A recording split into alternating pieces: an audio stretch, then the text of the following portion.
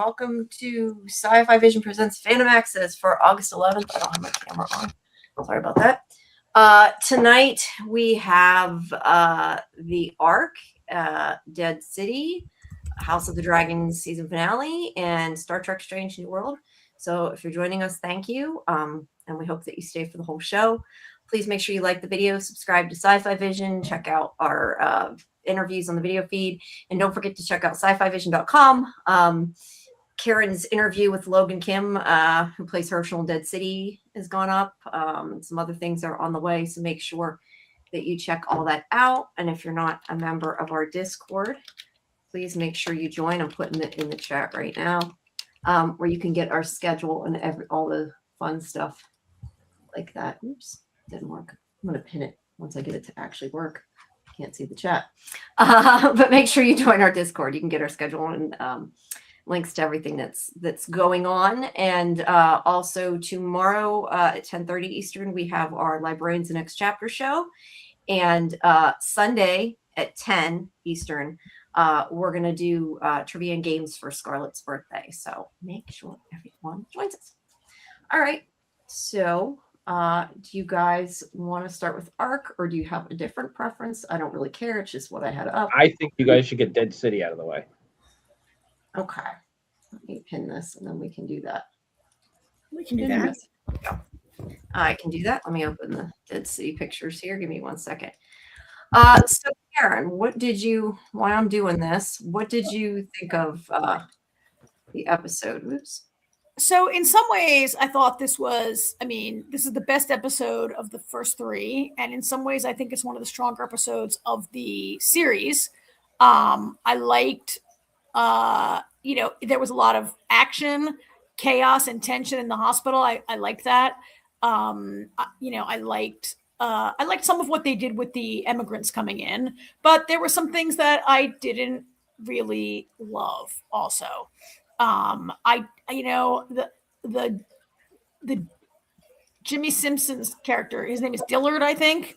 I ranted last week about how much I hated that character, but I really don't like the storyline where he thinks the zombies are talking to him and now he's hallucinating that one of them is in love with him. I really hated that. And, I have often complained that, many people have complained that sometimes on the Walking Dead franchise, the villains hang around too long.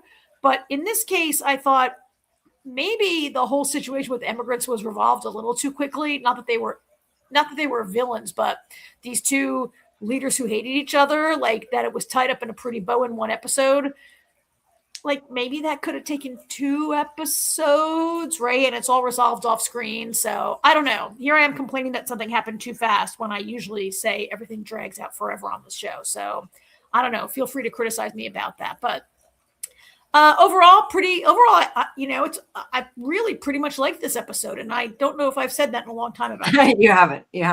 No, I really like this episode actually too, and I like the way the direction it's going with the new showrunner. And I had said this to you in our chat the other day.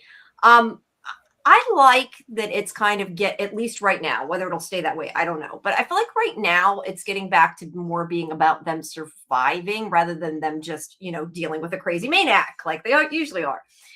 So I like that they kind of had that storyline because we haven't seen that kind of storyline in a while. And I like that it still, to me, still kind of has this hopeful, we can maybe actually survive the apocalypse instead of it constantly being jeopardy 100% of the time. And I know a lot of people like that. I tend to be too stressed out through a lot of it. So I like when it ends fairly well. I also hate the stuff with Jimmy Simpson and the walker talking to him. That's ridiculously stupid. Look, at least it's in his head and the whole thing, that it's mental and everything and that he's imagining it. I appreciate that they're not trying to do something else. You know what I mean? It's totally said right away that it's just he's unstable. So I can appreciate it in that sense. I just think it's a dumb storyline and it's not very interesting, I guess. I don't know. It maybe could be depending on what happens. If he maybe puts a walker before somebody else, it could maybe go somewhere. But I don't know. Right now, it just makes him seem crazy. And I really liked Dillard up until this point, and now I'm not so sure what to think. But Yeah, Yeah, but it's definitely was a better episode, and like I said, I like the way it's headed, kind of.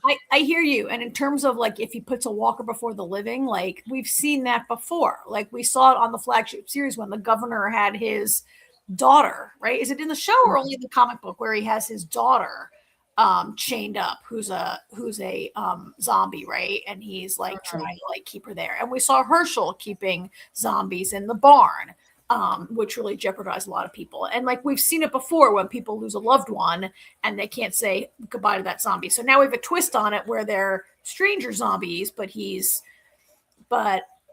I appreciate that after 16, I believe it's 16 years, as we mentioned in my interview, that this franchise has been on the air. And I appreciate that it's hard to think of new ideas to do with zombies after 16 years. So give them credit for that. But yeah, I agree. I just don't see this story going in a place that's cool or interesting. Look, I appreciate. I'm kind of actually would be interested to hear what Lauren has to say about, or Lori. Sorry, I'm calling her Lauren. I'm looking at Lauren Cohen and thinking Lori from Real Cinema Therapy has to say about Dillard, because I can't appreciate the fact that somebody who is supposed to have been left, at least. Again, we talked last week, some of this is assumptions, but has been alone for 16 years during the apocalypse, has only been around these walkers. At least that's to me what they're implying. I can believe that somebody loses their mind. Like I can understand that. So I can't completely say it's unbelievable. I just, like I said, I don't know that it's interesting, but I can believe you could go nuts. I can buy that. It's hard for me to believe that a person stayed this entire time in New York City and was alone and encountered zero people and made no alliances and talked to nobody for 16 years in Manhattan. That part, yes. Right. That's a good point for that. Like we have seen a lot of survivors in Manhattan. I mean, they're mostly not attractive in terms of becoming friends and joining up with them, but still. I also question that somebody wouldn't have like beat down the bar to get in there too, like when they're trying to steal resources. Like how did he keep the bar having alcohol and everything else? That's also a little bit of an issue, but not something that's, really that big of a deal. But if you think about it, maybe it falls apart a bit. But that being said, aside from Dillard, we have the story going on with. Yeah, can I just say one more thing overall? I do like that they have put to bed the question of Herschel's loyalty. And I like that they have now done with that and that Herschel is like back with his mom. And we can see this relationship among Herschel, Negan, and Maggie, and not have this like the whole thing where Herschel was going to betray them with the Dama. And I'm glad that's gone. And we have a better dynamic, a more interesting dynamic going forward. Oh, for sure. And like, I've said since the beginning of the season, like, I know that they completely flip-flopped him again, which is annoying, but I would prefer that they did if it just means it's done. As long as they don't go back to him becoming, a serial killer or something like that, then I'm okay with it, because it does feel like they've solved the problem. Just like I feel like a lot of the issues we had with like the Croat and the Dama, they solved just by being done with them. And I think a lot of them is this new showrunner, is really taking the show in a different direction. So far, I like it. It's definitely better than last season. I mean, we had a freaking bear last season, and I remember our discussions about that. That was not. I mean, it was kind of like it was shot cool. It looked cool. I just don't know that it was the best storyline with a lot of what was going on. They tend to get good actors and not always make them fun characters, because we had, I can't think of his name, the one that was from help me with his name. The guy that's from Sons of Anarchy. The guy from Sons of Anarchy was on this show? Yeah, no, not the main guy from Sons of Anarchy. The guy that was in it, I can't think of what else he was in. The sort of pompous guy that like ran the museum and stuff. Oh, Kim Coates. Kim Coates. That's what I was trying to think of. Was he in Sons of Anarchy? He was in Sons of Anarchy. I've never watched him. He was in Deadwood. I think. Anyway, like he was fantastic in this, but like it didn't have the writing, you know what I mean? Like the actor was fantastic, but the writing wasn't there up to matching it. So. All right, so right now the whole point of this episode is that they are trying to figure out what they're going to do once people start coming, because people start coming. They have turned on the light at the Statue of Liberty to try to invite everybody, and as I said last week, that probably was not the smartest move. Makes sense, but in the scope of the TV show, something bad's going to happen, and we know that it's not going to go to plan. So they are starting to plow the fields and everything, trying to make more food because they're going to need it. And then, oh, that's right. All the people came at the end of the last. No, it's in this episode. I think it's no. At the end of last episode, we saw them on the other shore. Like 100 people were like, "Oh my god, look at the looking," and you could tell they were getting ready to come. I think that's how the episode ended. Yeah, I think I just am getting confused with the beginning of this episode. I'm looking at my pictures. Okay, it hasn't happened yet. We're good. So this is where Negan takes Dillard out, and I did like this, and he's like, I need to know that I can trust you. And this is basically knowing that he will put him above walkers and he will kill the walkers to protect him. And if you'll have to correct me if I'm wrong, I think that he actually here does he end up killing the walker or does he not? Well, what happens, I think, is Negan is going to try to force him to kill this walker that's lying around in the rat-infested whatever. And, if I recall correctly, Dillard won't do it. He's like, how is that going to make you feel better killing? He actually has a name for that guy. But then, I don't know if it's in this scene or the next scene, he ends up, killing a zombie that is about to get Negan, right? Oh, yeah. He definitely protects him. I just couldn't remember if he killed the zombie. I didn't think he did, but I couldn't remember. He just says, why should I kill the zombie? What's it going to do? What's it going to help, right? Why kill this zombie right now? And he has a name. Yeah, he's named them all. They're all his friends. I kind of think if I was in the apocalypse, you should kill every zombie because you never know, what could happen. And also, it was a person once, and they probably would not want, every person would want you to give them that mercy, right? Yeah. Plus, that walker's just kind of laying in a pile of garbage and is half gone as it is. So it's not in a good way. But yeah, I didn't think he did, but I couldn't remember. But there, Negan had given him Lucille there for a minute to smash him. So they get an alert here that all those people are coming. And I got a picture. That looks so cool, doesn't it? I know obviously it's digital, but it looks really cool. Yeah, next time I drive across that bridge, is that the George Washington Bridge, which is way, way, way in Upper Manhattan. I was gonna say, I don't know. It's in New York. That's GW, right? New Yorkers, AJ, that's a GW, isn't it? Is AJ there?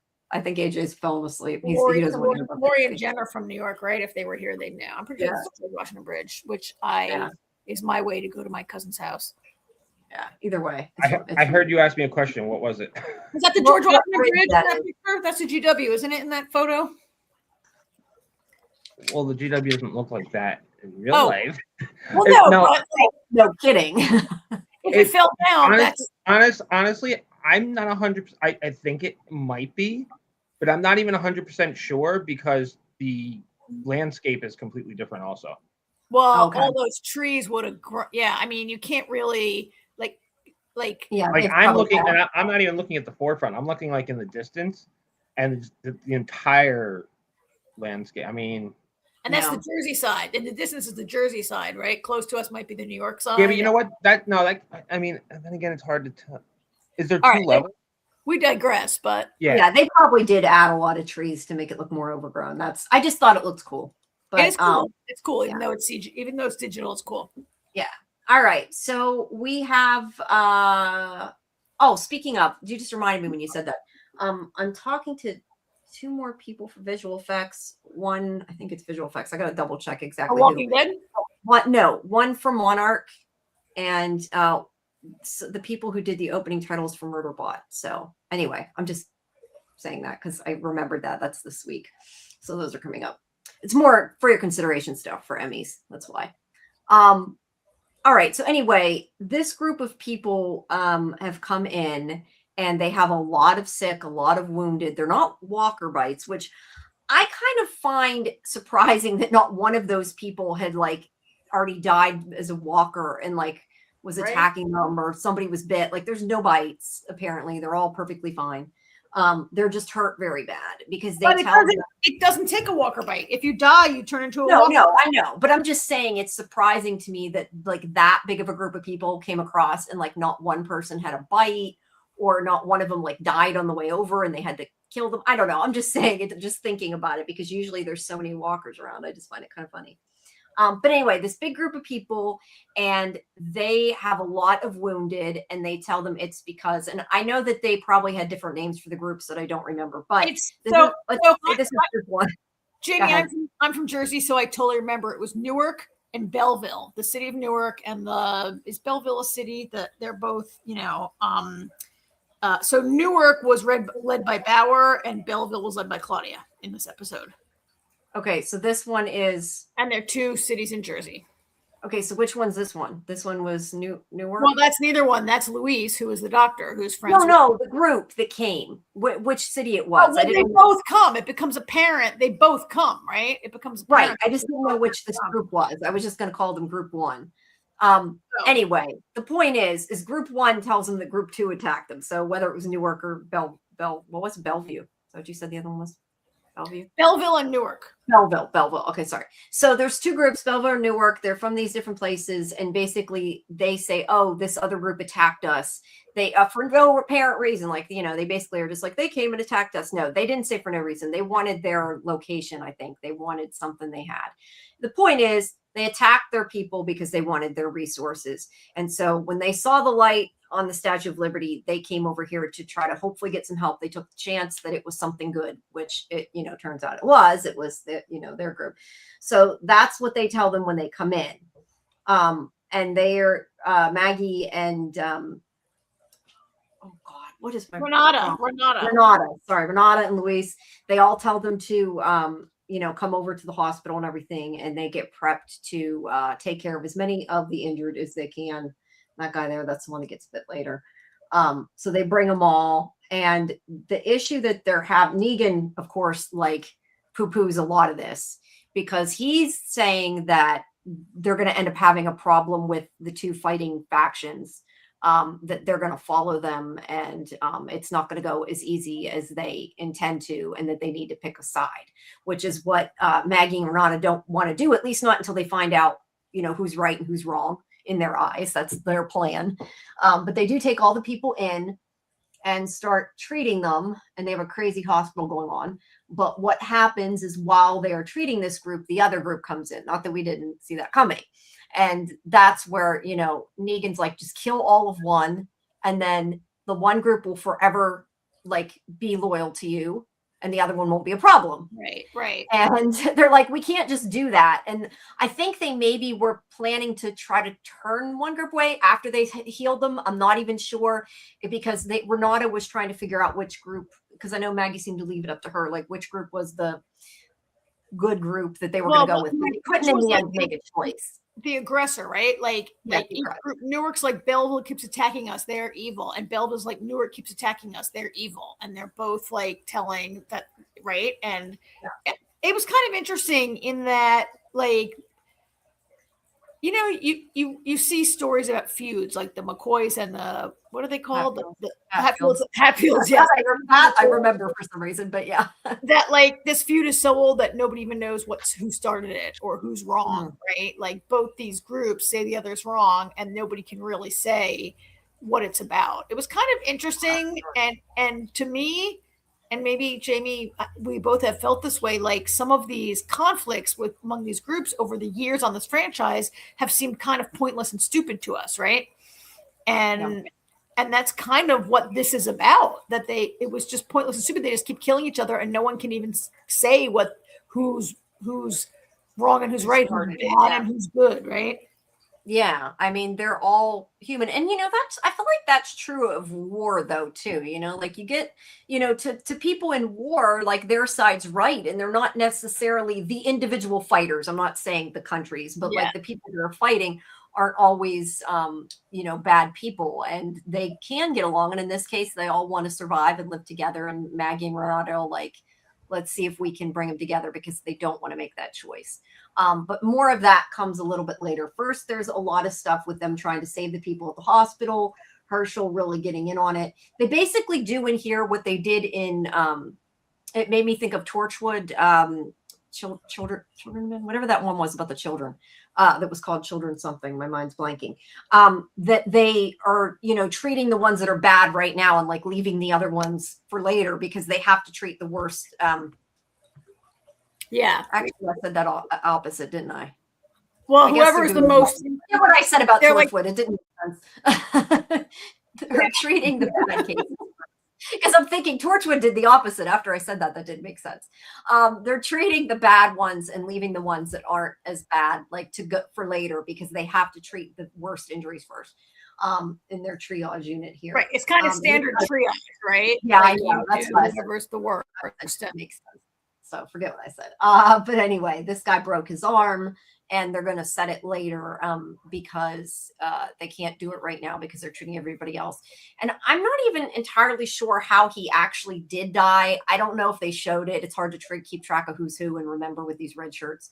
But he does end up dying later. And it sounds like they're not even sure how he died. So I'm guessing he wasn't just bit by a walker. But he does not end up okay, even though Herschel's like, oh, you just got a broken arm, somebody's going to set it later, because in normal real world they would, but with everything going on, it becomes an issue to treat everybody.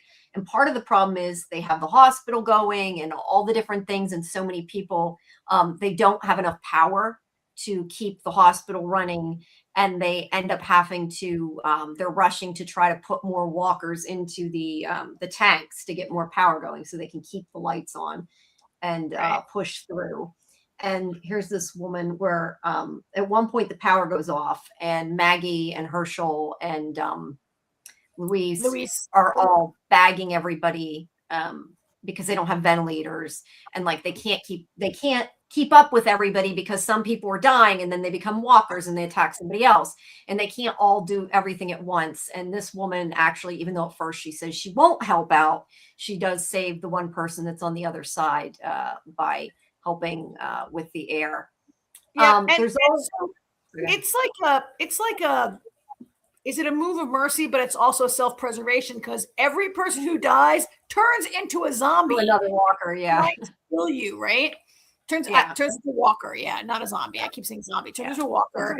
Okay. And so, like, I just loved how this scene got so chaotic, where one person, like, remember when that guy was like handcuffed to the bed because if he dies, he might change, but somebody else changed and then came in, he couldn't defend himself because he was handcuffed to the bed, right? And so he gets bitten and he changes, and yeah, and then they have to get rid of his leg there. You could see what a really,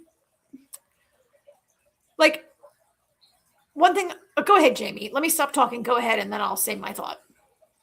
No, go ahead. What were you going to say? That it's chaotic, like a real hospital? Is that what you're going to say? It is, and I kind of like that. What they did was like the first thing Maggie and Renata have done is set up a hospital. Which, okay, you really need one, and they have a doctor, so it plays to Louise's strengths, and right, and they set it up, and it seems like a great idea, and you can treat all these people, but then like, oh, you have all these people who like are in danger of dying in one small place with the living, right? And you can see how quickly like those dominoes start to fall. One dies, the next dies, and you know, I didn't love. I don't know if you've gone to this part where Claudia's like, you better treat this one guy, but like, people are like, you better treat our team before their team, or we're gonna, right? Everyone's like, treat our people first, and Claudia like ends up threatening. Yeah, I don't think I've gotten there. This is when that you'll get there later. Yeah, this is when they come in. Yeah, and I was gonna say, you said dominoes. It kind of makes me wonder, like, you know, that guy had the domino, the one with the crooked one. Yeah. And now that you said that, it's making me think, like, is that just implying that like they're gonna keep, like, is it gonna keep getting worse? Because the way you said that, like the dominoes falling, like it makes sense as like a metaphor for a lot of what's going on. Okay, thanks for stopping, Kimberly. Appreciate it. But yes, this woman comes in. She's the leader of one of the groups, and this guy, the leader of the other group. I think she's Bill. I think Claudia's Belleville. Okay. Well, yes, they're like, no, you treat my people. You treat, you know, they're both like, you're going to treat my people because they're more important. And that guy, I think it was the guy, wasn't it, that pulled the gun or the knife? I'm sorry. Bauer, the other leader, Bauer, maybe. Yeah, I don't have a picture of it, but this guy, I'm pretty sure it was him. Pulls a knife. Claudia pulls a knife on someone and says, I'm going to kill this person if you don't treat my people first. Okay, I thought it was, well, somebody pulled a knife on Luis. I thought it was him, but either way, somebody pulls a knife on Luis and they're like, you got to treat my people. And Luis, who I really like, enjoyed him in that scene where he just kept a cool head and he's basically like, I'm going to treat everybody whether you like it or not. And wasn't willing to listen, and I guess because they all just realized they kind of had to do it. He was the only doctor there. Like if they kill him, then they've screwed themselves, right? So they don't really have a choice but to listen. So he stands his ground. He also has Herschel there's like this whole part where he needs to do 2 surgeries at once. So he has Herschel do the one surgery while he talks him through it, while he does the other surgery, which look, in the scope of a TV show, it was cool, exciting, chaotic, like we said. But would it really have made more sense for him to do one surgery than, and then go do the other one when it was only like a 2-minute surgery than to take all the time he did to explain it to Herschel? I don't know. But yeah, it was cool how they did it and how they kind of have him stepping up, and he's like obviously going to be as much of a doctor as Luis probably going forward. It also makes me wonder if Luis isn't going to last the whole season, or at least not past this season, because of the fact that he's training Herschel. And we talk about before, they need one doctor. Usually when there's 2 doctors, a lot of times they get rid of one. I was going to say the same thing, Jamie. We always say that you need one doctor. Yeah. Do you need 2 doctors on a show like this? I mean, look, it's smart. You do need to train more than one person in real world situations, but in, apocalyptic shows, maybe not. But I like Luis. So we'll see. I don't want him to go. So we'll have to see how that goes. I really do like that character. But yeah, so they're both trying to treat as many people as they can. And like I said, some of them turn into walkers because they don't have the power going on, and they're attacking each other. And it's just kind of like we said, a big chaotic mess of them trying to save as many people as they can. And they do end up saving, almost everybody. I went too far, I guess, out of the scene. They do end up saving most of the people in the hospital wing, and a lot of it is due to Herschel as well. This scene here is Maggie and Renata talking about how do they decide, and that they don't want to pick a side, and they're going to go, like, they have another, I think this is where they come up with the other idea. They're like, there might be another idea. So they're kind of trying to figure out what they're going to do. And then we have this scene here. Now, I have to say, I saw the trailer. Sorry, go ahead. I was just going to say, when I saw the trailer, go ahead. It's probably what I was going to say, but go ahead. Well, I was going to say, we had previously seen Negan counseling Maggie and saying, like, you just can't, like Negan, something about Negan, but he's like the realist sitting on Maggie's shoulder and being like, Maggie, you can't just, like, you're going to have to, like, get to the bottom of this, that they're both lying. You can't believe them both. And he has consistently said, I think it was last week he says, not this week, in order to save a lot of people, you're going to have to kill a lot of people. And, it's not a philosophy she embraces, but in this case, Negan's like, throughout this, Negan is saying to Maggie, like, you've invited all these people here, they're here, and you're going to have to weed them out somehow. Right? Yeah. And that's how we get to the scene. But I did not see the trailer. So what did you see in that trailer? When I seen the trailer, it kind of showed pieces of the scene, and, them with the bat and everything, and, with these 2 leaders. And that was when I seen that trailer, I'm like, oh, I really don't want this to go in that direction, because and I'm assuming they want you to think it's going in that direction, that Negan is going to pick one of these people and kill them, regardless of Maggie's plan. And I was worried that, like, he was going to go off into, Negan land, and it was going to become something I didn't like again. Let me ask you a question. Were you worried that Negan would do it, or are you worried they would show the violence like they did with Glenn's death on the flagship show? Not so much the violence, because I would just, like, probably not watch that part if I didn't want to. I'd have to fast forward. I'll just go through it. But I more just don't want a storyline, and this is kind of the same thing of, like, what we had with Herschel. I don't want a storyline where Negan flip-flops back to being the old Negan. And we sort of had that in, like, season 1 of this show a bit, maybe even a bit last year. I can't remember if it was for sure last year. And I didn't want to see that again. Like, I'm happy with them having as much as I don't think it's possible in a real world they could work together. I'm enjoying the Maggie and Negan working together, and I didn't want him to become the old Negans. And I really thought that's where they were going. And I know they wanted you to think that. So I do appreciate that they surprised me, and that this whole thing was not a bad idea. He's scaring the shit out of these people. They're playing pinata, which was creepy, crazy. But Yeah, he's just threatening to kill them if they don't tell them what he wants to know about how the fight started.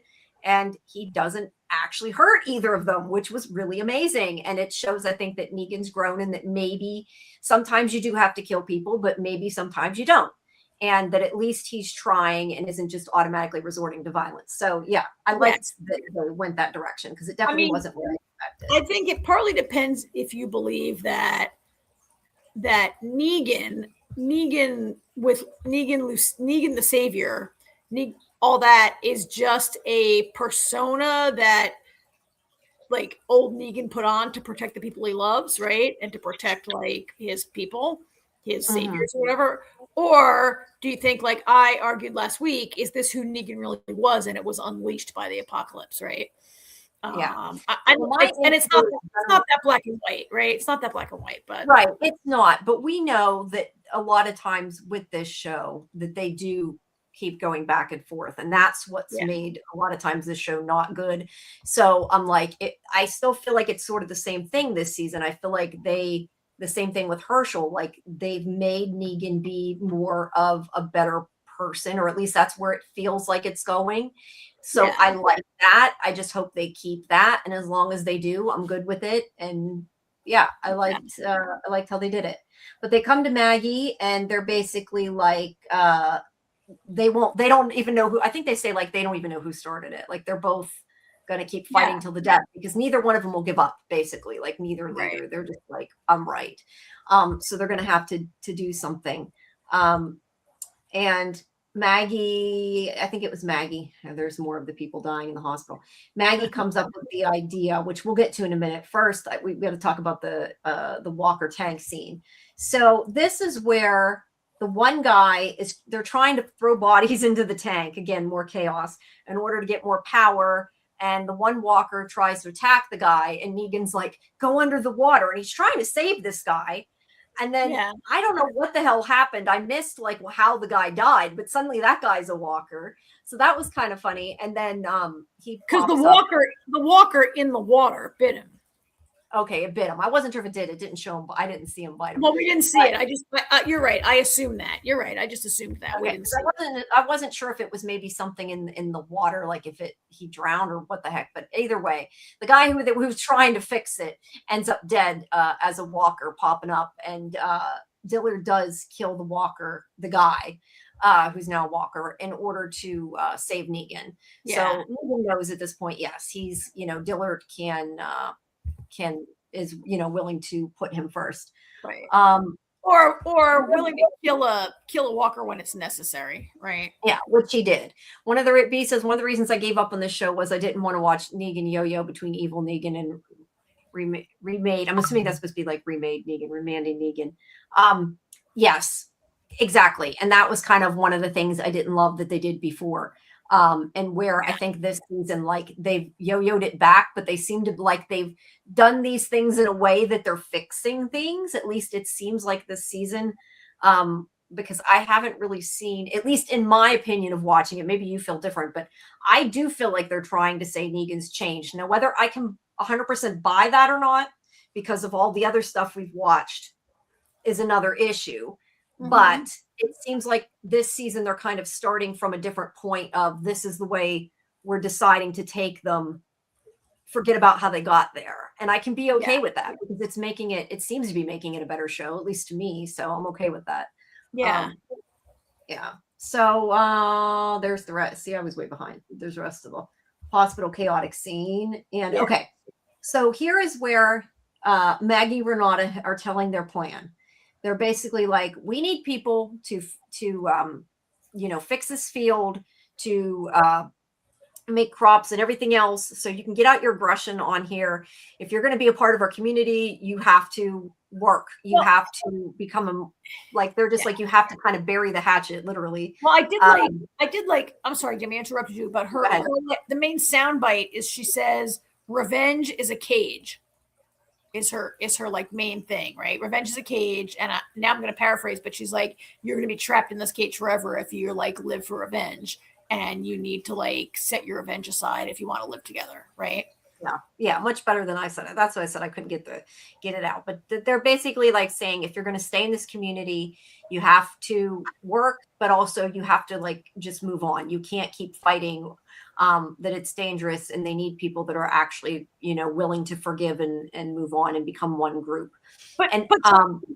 But she does say, go ahead. I'm interrupting you. I'm sorry. No. Go ahead, because I'm really like describing the scene badly. But so say, if you all want to kill each other, it's fine. She's got, okay, I can buy so in this episode, they are using dead walkers to make methane and like the Statue of Liberty, and I'm okay with that. But I'm like, where did they get like 150 scythes in New York City?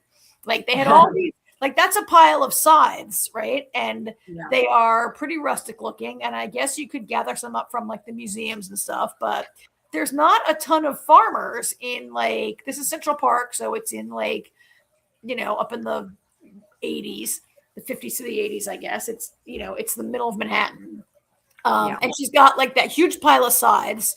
And she's like, everybody grab a scythe. And if you want to, we need this cleared so we can like grow corn or whatever. I don't know. But if you want to use them to kill each other, that's fine, right? Isn't that what she says? Like, go ahead and kill each other, or like get with the program. Yeah. And, they have each person, well, not each person, but a couple people pick up the scythe. They look at each other evilly, like, I'm going to kill you. And then they turn around, walk off, and start working, which I really liked. Look, I'm not saying that it's not a trope, but I liked it. I think it worked really well. And I think that it's showing that these people are supposed to be redeemed. Okay, B, it's okay. I figured out what the gist of it was.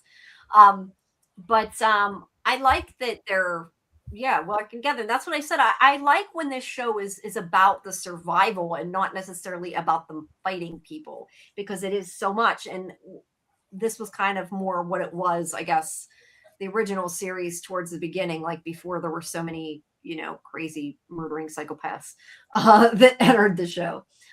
So I like where it's going. I'm just like trying to think of the best way to say that.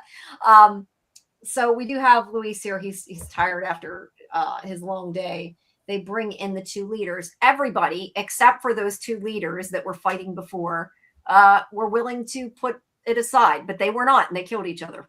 So they did let them. They didn't stop them. They're like, if they're going to kill each other, we don't need them. I how do you feel about that? I didn't 100% love that. I mean, it didn't bother me. I just feel like it was more about the fact that everybody else was, and that they thought they were. I mean, it's just showing that like you can't survive like that. So I don't know. That didn't really bother me. I mean, it happens off screen. It happens off screen, and they're just rolled in dead, the two of them, right? And do I love that happened off screen? I mean, in some ways, like it's fine. Like, I don't know these people. They're not characters. They were on the show for 5 minutes. Do I care if they kill each other? Do I need to see a big battle between them? No, it's fine. On the other hand, I'm like, wow, that was quick. And also, like Renata says, there's 148 people, 146 chose peace, and 2 of them killed each other.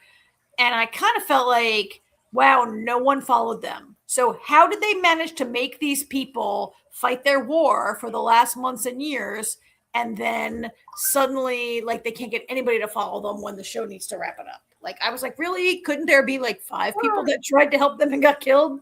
I don't know. It was a little, but I feel like sometimes in well, at least in TV, that people follow leaders for dumb reasons. I mean, they might have thought they were. I mean, maybe at the time they were like, "This leader's protecting me and helping me get food." I mean, who knows?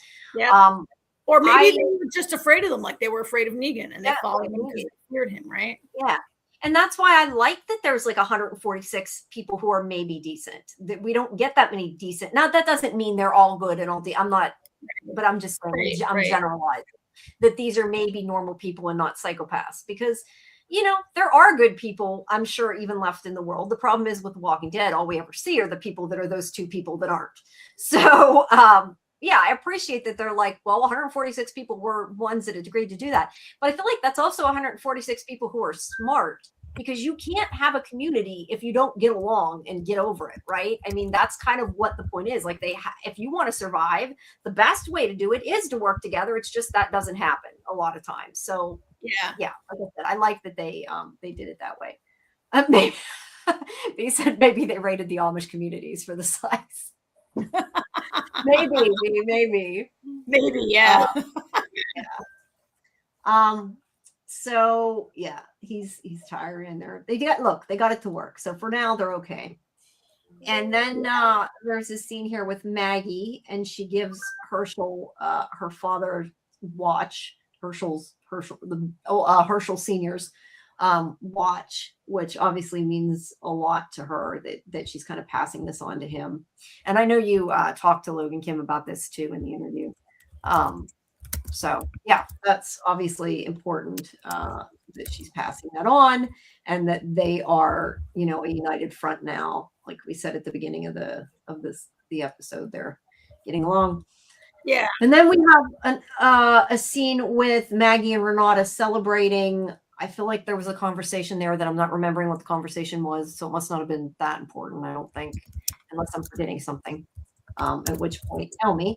But they're celebrating, and then we have Negan has gotten all these people to come into the bar. Look, I appreciate that Negan is trying to help this guy. Like, he knows that this guy is, has been alone for this many years and is maybe a little not with it, and that he needs some interaction with people. So wow, he gets that's crazy. That is not how I read that. That's not how I read it. Okay, that's how I read it. I think that I don't know. I thought that he likes this guy and he's trying to, get him to talk to people. That's how I felt. Why? How did you take it? I took it that he knows that like socializing in the bar is a great way to get these two communities to like spend some time together and just be people and have fun and like let themselves like come together. And I thought yeah. But I mean, him, like, I feel like he's trying to get Dillard to talk to these people because he wants him to get human interaction. I felt like, because he's like, oh, go get laid. Like, I know he's being, flippant about it, but I don't know. That's how I saw it. Okay, Kelly agrees with me. Thank you, Kelly. At least somebody agrees with me. Okay, all right. Yeah, I don't know. Like, I think maybe I try to see the good in Negan, and you don't always see the good side. And I'm only going by this season. Don't get me wrong. If it wasn't this season, I wouldn't be saying these things. Yeah, but right. He goes back to his room, and this is the very end. I know I saw you guys said something in the private chat probably saying we're taking too long of this. I figured that. So yeah, Dillard goes back to his room where he has a toothless walker chained up who's like, I love you, don't leave. And now we know he's completely unstable. And that, I was like, oh man, they ruined a perfully good episode. I know. Yeah. Yeah, I could totally do without that. I hope that, maybe him interacting with people will help this and he'll go back and kill them all. I don't know. So Kelly says, I thought there was something said about this being a one-time thing that people come to the bar. Yeah, there might have been. I don't remember exactly what was said, but I think you're right. Yeah. And Kelly felt bad for him in this scene because he's a psycho who believes that, like, I shouldn't say psycho, but because he's so that he believes a walker is being like, don't leave me, I love you. Yeah, or maybe she means the bar scene. I'm assuming she means this scene. Yeah, like I said, I can totally understand and buy that he is mentally unstable. I just don't think this whole talking walker thing is interesting. I don't want to see it. That's kind of the reason. I just don't find it interesting. I find it annoying. But I don't know. Like I said, if it maybe ends up that he doesn't, choose human over walker at some point, it could become more interesting. Or even if it's just that this, meeting these people make him more normal and he decides to kill all these walkers, that could be more interesting. But right now, this whole I'm hallucinating them talking to me, that part I don't find at all interesting. Yeah. I agree. I think it's a little I don't know, and it's not going to go anyplace good, right? Like, obviously where it's going is eventually for Dillard to be killed by a walker, probably, right? Probably. Like, unless he can come back from that. He always says he's been alone all those years and he slipped from reality. Yeah, and like I said, I can buy that. I just don't want it to. Okay, good. She doesn't like the walkers talking either. I think it's just more the way they did it. It makes it seem less believable because it's almost like, I don't know that they're trying to be funny, but remember how I told you last week that I feel like a lot of this is like more dark comedy than just like Walking Dead.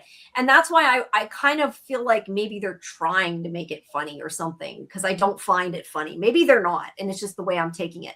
But that's making me find it less believable.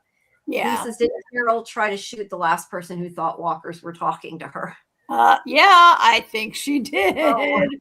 Yeah. I wish Carol was in this. I'd make the show better, but we'll get that show soon enough.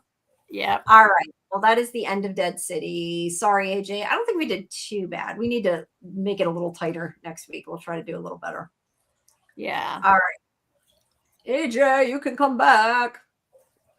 I'm going to have to probably. AJ. Do you not see me? Right now, I've got the other screen up because I'm trying to change this, so I don't see anything. Hold on. Give me 1 second. There we go. All right. Yes, now I see you. I had OBS open. I couldn't see you because it only shows me. Let's see. But she was okay. Yeah, that's true. Okay. Well, so ARC, what did you guys think about this? I think my main thing is I think AJ's probably right with what he said about Bryce. That's my main comment. Let's go to AJ and let AJ say it. Yeah, go ahead. You talk about it. By the magic of television, Bryce shall survive.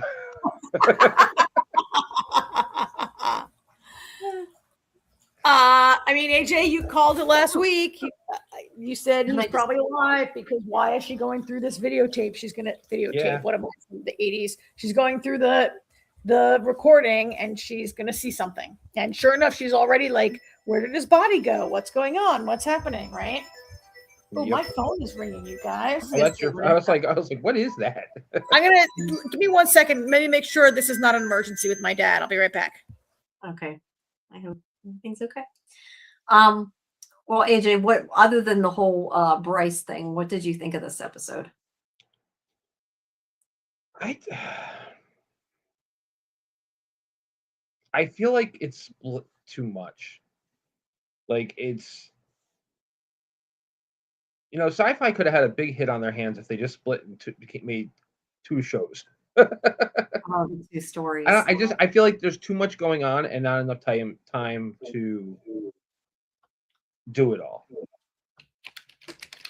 You know what I mean? Yeah, I see what you're saying. I don't know. I didn't feel like it was too much necessarily, but I guess it kind of was because that's why it was continued at the end, right? Because they couldn't wrap up the story because they had 2 different stories going. Yes, I do think they could have easily done 2 series. I don't know that I really see that happening. Like, I know that it didn't. I don't know that that's something I could see. Like I'm saying, like, even if it was more popular, I couldn't really see sci-fi doing that just because they don't really promote their stuff enough and don't renew their shows the right way. I just wouldn't have foreseen that happening anyway. So yeah, they are shoving a lot into it in order to get both storylines. And I kind of worry, like, I don't know that I feel this yet, but we complain sometimes with From, like they don't have enough time to devote to all the characters. And especially now when we have 2 completely different storylines and lots of characters, is it going to become a problem? I don't know that I find it that yet, but yeah. I feel like, go ahead, Karen. All good here at my house. I agree with Jamie that it's not a problem for me yet because it's episode 2. Right? And so is it 2 totally different storylines? Like, okay, it is for 2 episodes, but if they were to routinely come back to the planet or to talk to those guys routinely, I think it could be okay. To me, I'm not worried about it yet, but okay. Am I worried about it? Maybe, but to me, it's okay right now. See, I'm worried about it because I feel like if I already feel that way, it's only going to get worse. I'm a little more worried about how hard they're leaning into the clone storyline and where that might be going. And like we had a lot of clone business in the early part of last season. And they're going hard on clones and I don't know where that is really going. is that going to eventually like clones versus like I don't know. Yeah, I kind of felt like right now, and whether or not this changes, I don't know, but it felt more like it might, well, I shouldn't say one and done, because obviously we had another clone story before, but it doesn't feel like to me that it's going to become like a season-long storyline, but maybe I'm wrong. If it does, then yeah, I'm not sure where it's going to go, but I kind of assume that that's just like their adversary right now and not necessarily something that's going to keep going. I was actually really surprised that it was continued at the end of the episode, that they didn't really wrap, or at least it didn't feel like they quite wrapped it up to me. And they left, Angus and Kelly obviously weren't back. And come to think of it, they didn't get back to Garnet either. So yeah, they didn't really wrap either up, I guess. All right. Well, we have the first part of this storyline, which is that this guy, and I need to have my cast list up here so I can try to remember people's names. Admiral Ben. Okay, maybe I can remember that. Admiral Ben. Wait, hold on. Let me it's probably better I get up the episode thing. So he automatically takes on leadership because he was the highest ranking person. Well, not automatically. Garnet says I'm leaving him in charge. Right, but at first he kind of tries to take complete charge until they're like, okay, no, you don't agree with that. Yeah. At the beginning, he's kind of like tries to lead them, and they're like, we don't care that you're higher ranked. That's not how it works here. That's, we kind of all decided this is what we were doing, and we follow Garnet because we chose to follow Garnet. And look, they kind of had to do that because they had no leaders left. They had to create their own leadership structure. I appreciate that this guy accepted that. I do agree with whichever one it was that brought it up, Kimmy or oh god, I suck so bad at names. I hate how bad my memory is when it comes to names. Alicia, whether it was Kimmy or Alicia that brought it up, but the one that said he accepted really quick, because he did. I felt like that resolved really too quickly too. Like he gave in really quick, and Sharon gave in really quick, and she's like making him her number 2, and it's like, I don't know. I kind of figured maybe he realizes that there's too many of them, that like he can't force them to do it if they're not going to follow him, and that maybe it was better right now to just kind of go with the flow. But I mean, I kind of agreed with Ian. I saw that as some foreshadowing that might become Ian's comment might come back around to later to turn out to be correct, that this guy gave in too easily, that he is trying to take over. I mean, he clearly thinks that he knows better than Garnet, that like these kids don't know what they're doing, and I get it, he's an admiral, right? And even Garnet says at some point in the episode, she says, let's remember he earned his rank. She's not wrong about that, right? She's not wrong, but neither is he. I mean, I feel like, look, this is a TV show, so they're going to do reckless things because we want them to try to save people, and that's the TV show. But they do constantly do crazy, reckless things. Like, he's not wrong, in my opinion, when he takes off. Like, should he have completely taken off without maybe planning to go back? No. I don't know that I necessarily agree with that, because you don't leave somebody behind. But him explaining, she put me in charge, and she said, don't let these people die. And like, you want to immediately go back in and risk everybody on the ship for one or for 2 people. And when he even says to them, they're like, well, we saved you. We put everybody in risk for 1 person. He's like, yeah. And you lost 2 people. And that really, I thought that was really important, because it really made me think, yeah, they did save him, but they did have 2 people die. So like, doesn't that kind of prove his point? Like, they're not necessarily doing the right thing. For a TV show, they're doing the right thing. But, in the way they should act, I don't know, because they did lose Bryce and that other girl because of them being reckless and choosing one life over everybody else. But are you inclined to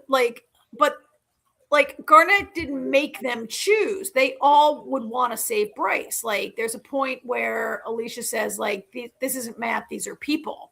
And right, like, he doesn't know them. I think everybody who was involved in that really they all made their own choice. Yeah, I'm not saying she forced them to go to that planet to save this guy. They chose to go down. They chose to risk their lives.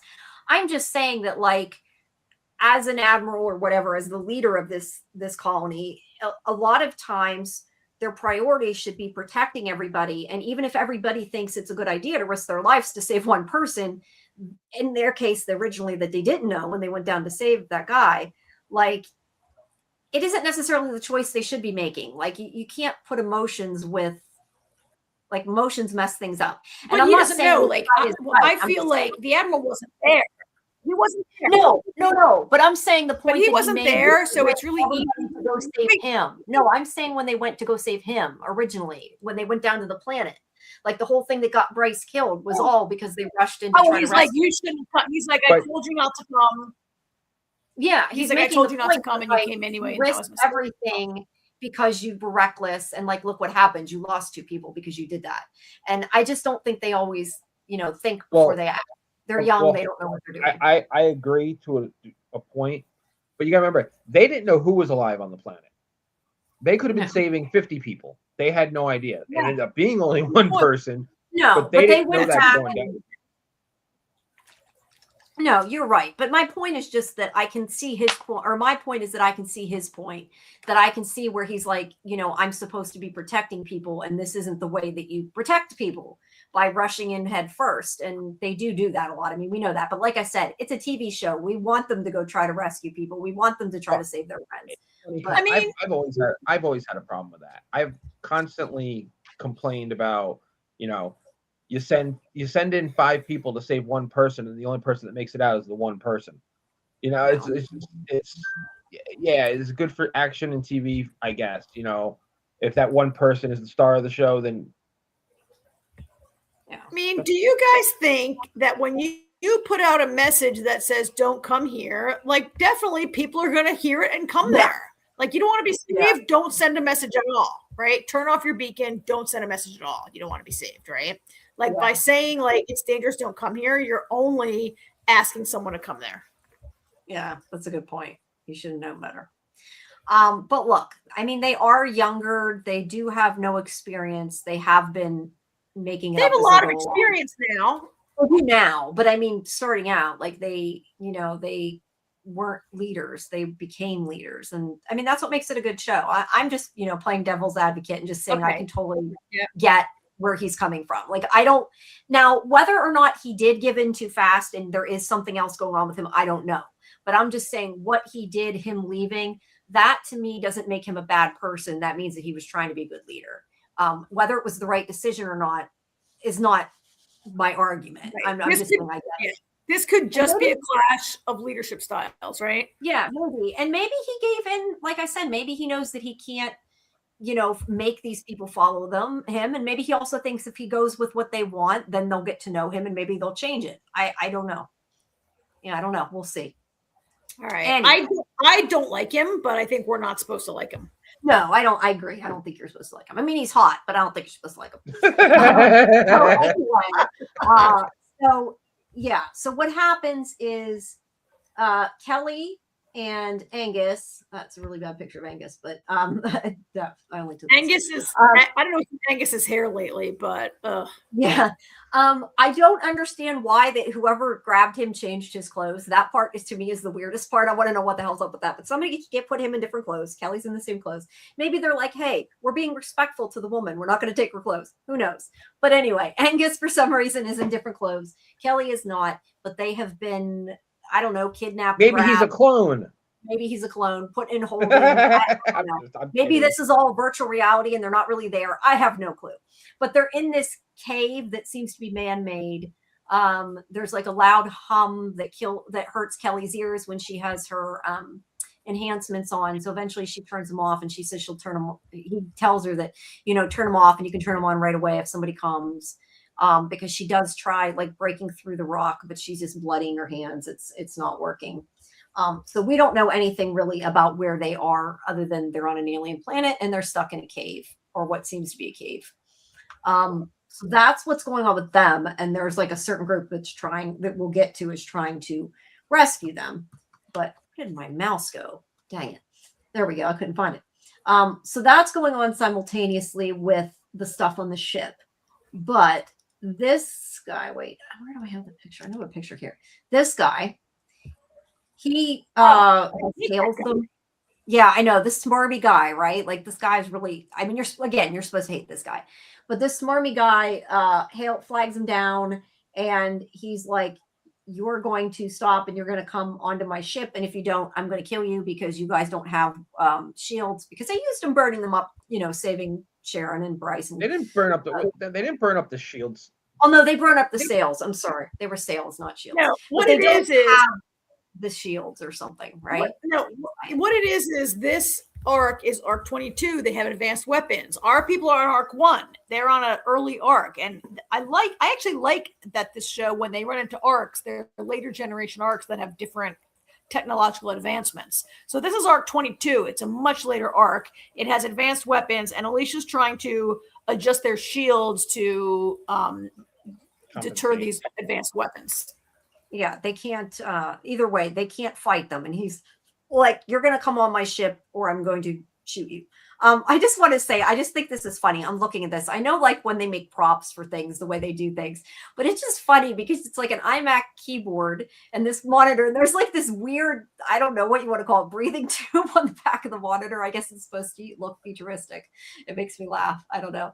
But anyway, yeah, he wants to talk to them and see them in person because he knows she and Ian are clones because his ship's full of clones.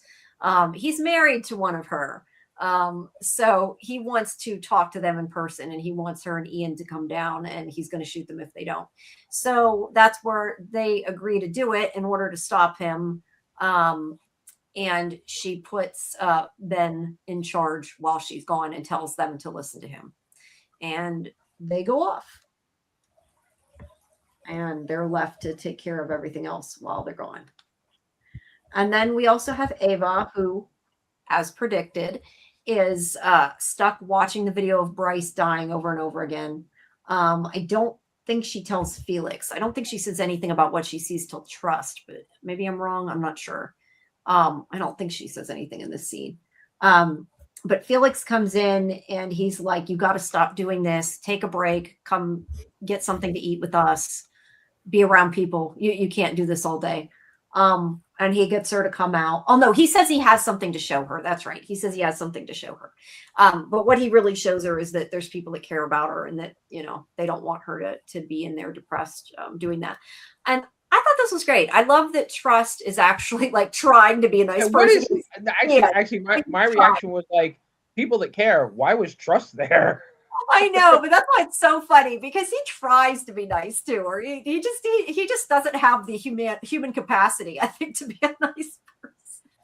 I think he's trying to be nice a little bit since when the other cat came from the other reality, the other dimension, and her trust was a really nice guy who everybody liked. And I think that who would never do some of the things he does. And I think maybe he's affected by that. And he's trying to be a little bit of a better guy. Yeah. Yeah, I can see that. I forgot about that. You're right. You're right. I did too.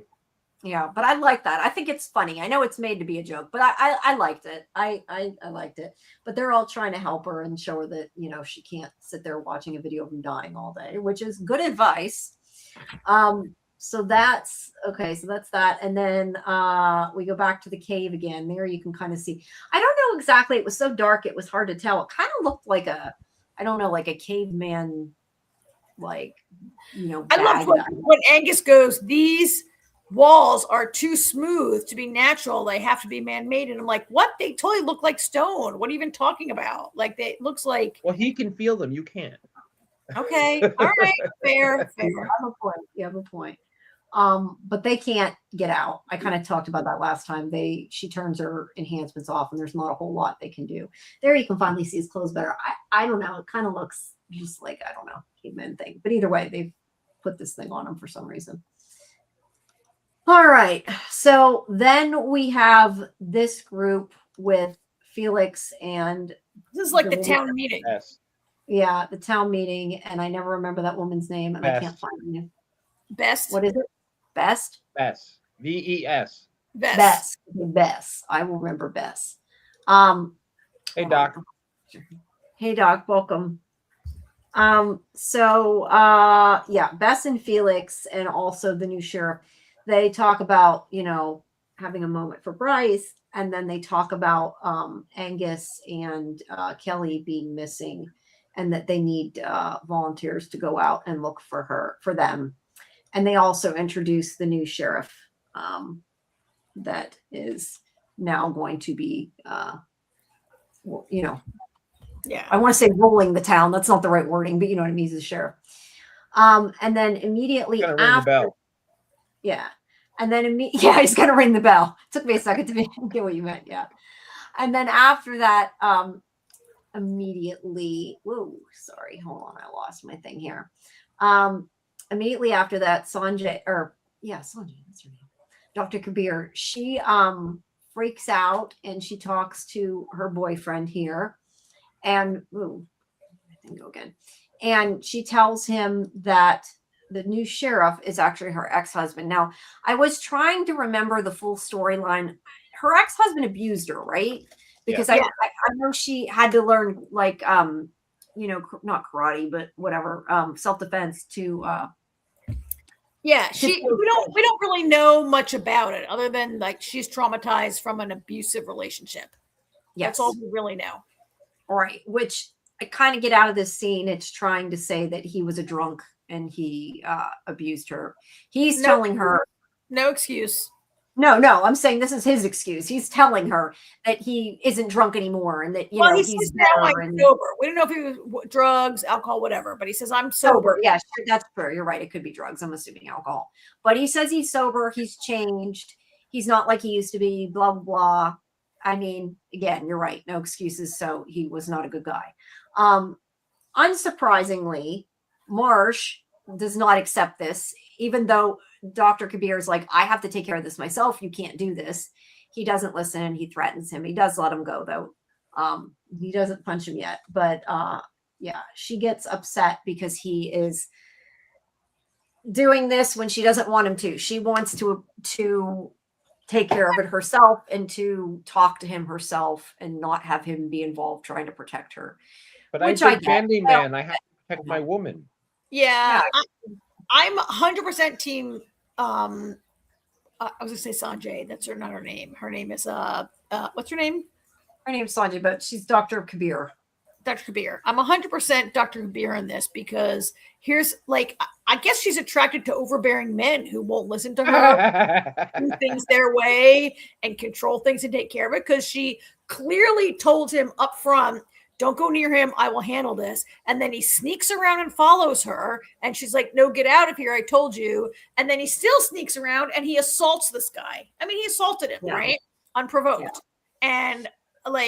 And what does he know about it? I'm not sure what Sanjay has told him about it other than my ex-husband was abusive, right? Sanjay should wash her hands of both of them at this point. Marsh did not. Assuming to me, Marsh did not come off good in this episode. No, I get it. He's trying to protect her, but she said no, and that's not okay. Protect her from what? There's nothing she needs protecting from right now. She said she's going to handle it herself. And she told him, I don't need you to protect me. And he won't listen to her. Went behind her back and did it anyway. He's an overbearing jerk. But I do remember her being traumatized. And I think that was before she met him, though, wasn't it? When she was learning self-defense and everything. She wouldn't kiss him and stuff at first because she was all traumatized and whatever. And then she says something to Felix, and Felix is like, maybe if I teach you self-defense, would you feel better? And she's like, yeah. Right. I get him wanting to protect her, but not in the way he's doing it. She asked him not to. No, I said not in the way he's doing it. I just said I can understand him wanting to protect her, but she told him to back off, and he's not listening. I guess so. I don't love that. Actually, this instinct that I'm going to protect my woman. I don't think it's okay, and I don't like it in him. That he's I'm going to protect you. I need to protect you. It's very patriarchal and condescending to the woman. And the biggest problem is there's nothing she needs protecting from. No, he hasn't done anything. It's in the past. It's over. She's dealing with it. It has nothing to do with Marsh at all.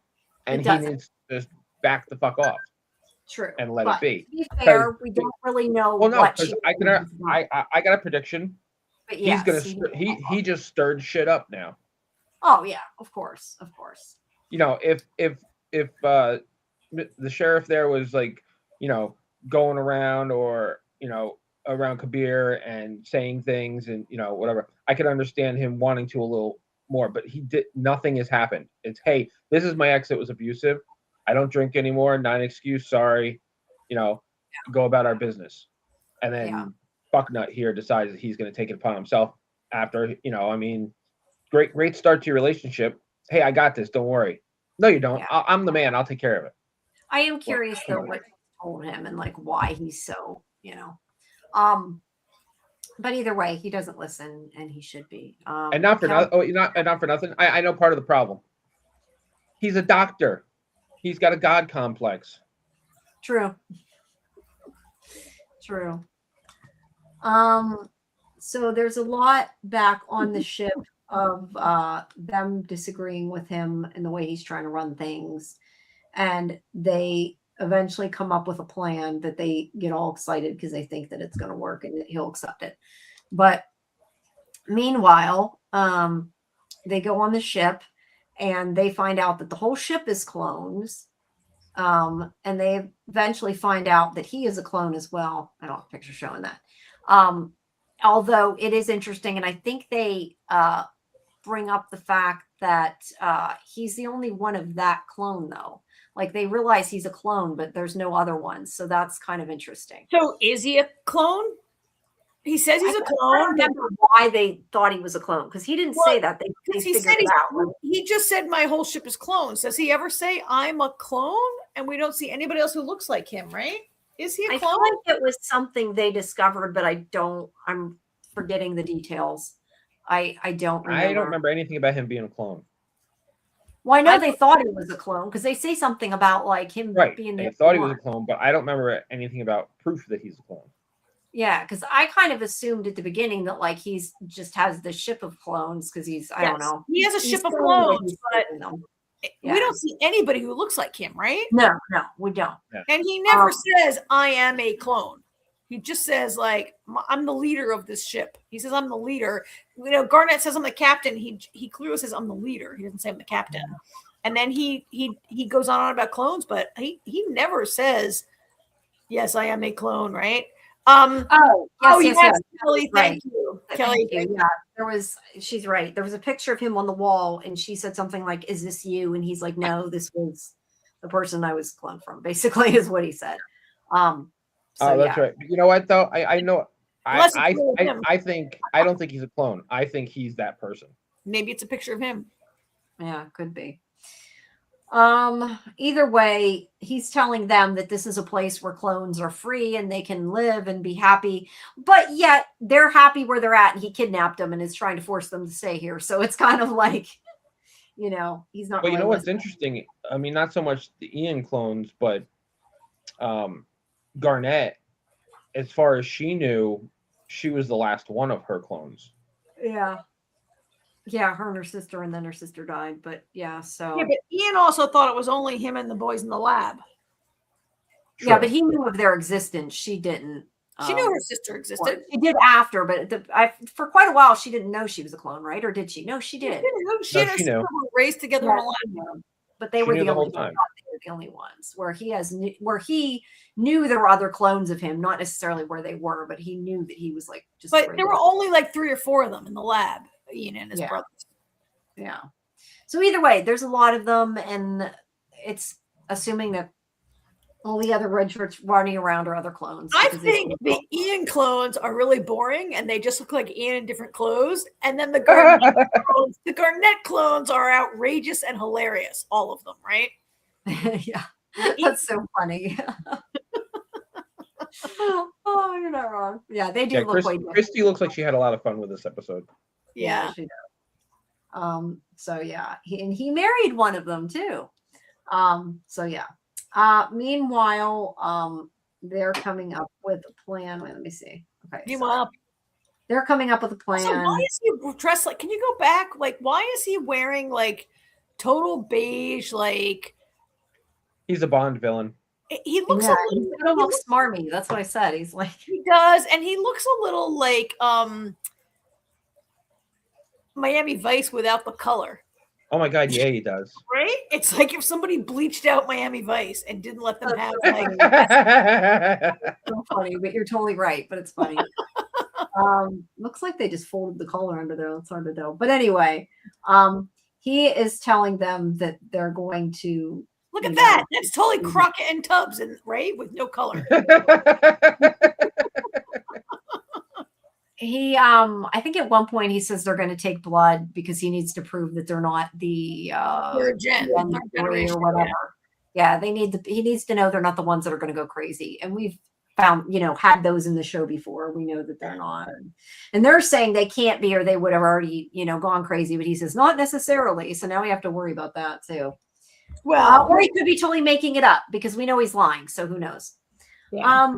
Then we have Alicia and Kimmy here, who are all excited because they have a plan that they think is safe, that is a good way to go back and get Garnet. And he still turns it down. Ben still turns it down. So they're like, is that your final answer? And then they fucking cattle prod him, which was awesome. Can you go back? Yeah.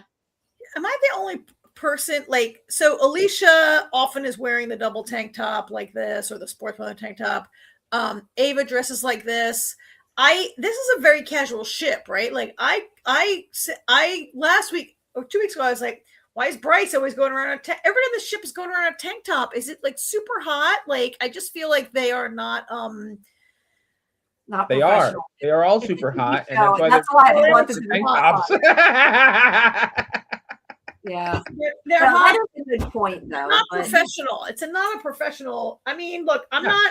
Look, I should not be saying like whether a person can like show their body, and that's fine. But they're very non-military, right? You know, it's actually funny. The only one that technically is okay. It's okay is Alicia because she's not military. She's a civilian. She's a civilian, and she was on like the trash crew when they recruited her. Right? Yeah. Well, also, Ava was an engineer, so she really isn't that either. So what do you mean she's not that either? That she is an officer. Yeah, she's an officer. She's an engineer. Was she an officer? Okay. Engineers are officers. Engineers can be officers. Okay, true. Her job is engineering, but she's an officer on that ship, or she has a rank and a role in the military on that ship. Yeah. Well, either way, they all were very low ranking. I mean, that was kind of the point. All the high ranking people were gone. Well, so they were. I mean, I do what they want. I think Christy and Garnet and Reese and Bryce were all. You just want to call everybody by their first names. You mean Spencer? Garnet was definitely an ensign, right? They were ensigns, which is like the role of cadet. They were all lieutenants. They were all lieutenants. Yeah. Her Bryce and Yeah, but didn't they make themselves lieutenants? Because isn't that what this guy is? No, they were when they were admiral. Admiral, I know. Okay, never mind. I'm sorry. When they woke up, they were lieutenants, right? Either way, they were low ranking, and now they're suddenly like, captain and everything. Not suddenly, everyone was dead. Everyone was dead. Someone had to be the captain, right? I know, but I mean, in the scope of the show, suddenly they found themselves in this position. But to be fair, Garnet dresses a little more professional, and she's the captain. It makes sense. So anyway, they cattle prod this guy. Was my point. I loved it. I loved that part. Yeah, I did too. They worked together. They cattle prodded him, and they locked him in the room, and they're like, "Don't let him out." And they did make it clear earlier in the episode that this is not a military ship. The GSA is gone. This is now really a civilian ship, right? Yeah, and we choose who we follow, and fuck you. That's pretty much it. Yes, Jamie, yes. So, they are taking it over. They're staging a coup, and they are doing what they want. All right, so let me ask you something. It's called how is that any better than anything anybody's ever done to them? It's not, but not still funny. So because it's the people we like, it's okay. I mean, mutiny is really bad. Mutiny is really bad. And the thing is Garnet put him in charge because she trusted him, and it's kind of like going against her to. Yes, exactly. That's exactly where I was going with this. Yes, it is, but it is a TV show, and it is funny. But yeah, but that's becoming a problem. No, you're right. They are very like I said, they're reckless. I mean, it would be interesting if when Garnet comes back, because she will. would she be like, I'm mad at you guys. I told you he was in charge and you mutinied against him. And right. Oh, like, I'm sure she'll be pissed off. Yeah, I'm sure she will be. I would like to see her be mad about that and not be like, oh, they're my friends. Trying to save me. So I don't know. Yeah. All right. So back on the planet, they are launching the search party for Alicia, or not Alicia, Kelly and Angus and Kelly. I'll get their names right eventually. Angus and Kelly. And this sheriff guy wants. His name is Milan Petrovich. Milan Petrovich. Okay, Petrovich here doesn't, like, at a certain point, like, he wants to give up and go in for the night. He's like, we'll come back tomorrow. Everybody's tired. And I love that. I love that shot, Jamie, where he's touching Felix, and Felix is clearly like, oh my God, get your hand off me. Right? Yeah. He looks like he's trying. He looks like he's poorly trying to do the Vulcan neck pinch. I actually know what that means, but I think from Big Bang Theory, not from Star Trek, but I know what you mean. So anyway, yeah, Felix wants to keep looking, and he's like, we're all tired. And look, Felix is like, you can go if you want. And then the damn asshole takes them all with him. And he's like, okay, anybody who wants to leave. Like, really, dude? So rude. But yeah, aren't we glad we made this schmuck the sheriff? Yeah, I know. So everybody gives up but Felix. And we find out later in the episode there may be more to it than that. But for right now, Felix is just like, crap. He's not giving up. He's going to go keep looking. And then here we have Ava and Trust, where Trust is like, you can't keep doing this. And he is, like I said, he is really trying to be nice. But she says how in the video, like, all of a sudden his body disappears. And she's like, what happened to him? He's like, I'm sorry to say this, but they were probably eating. Yeah, so he was trying. Look, he was trying. He's just not good at it.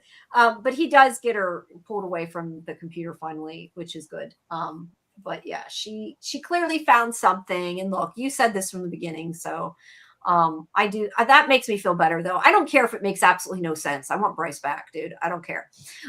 So I'm down with it. Maybe somebody beamed him on their ship. Maybe before he was they're dead. in the future, who knows?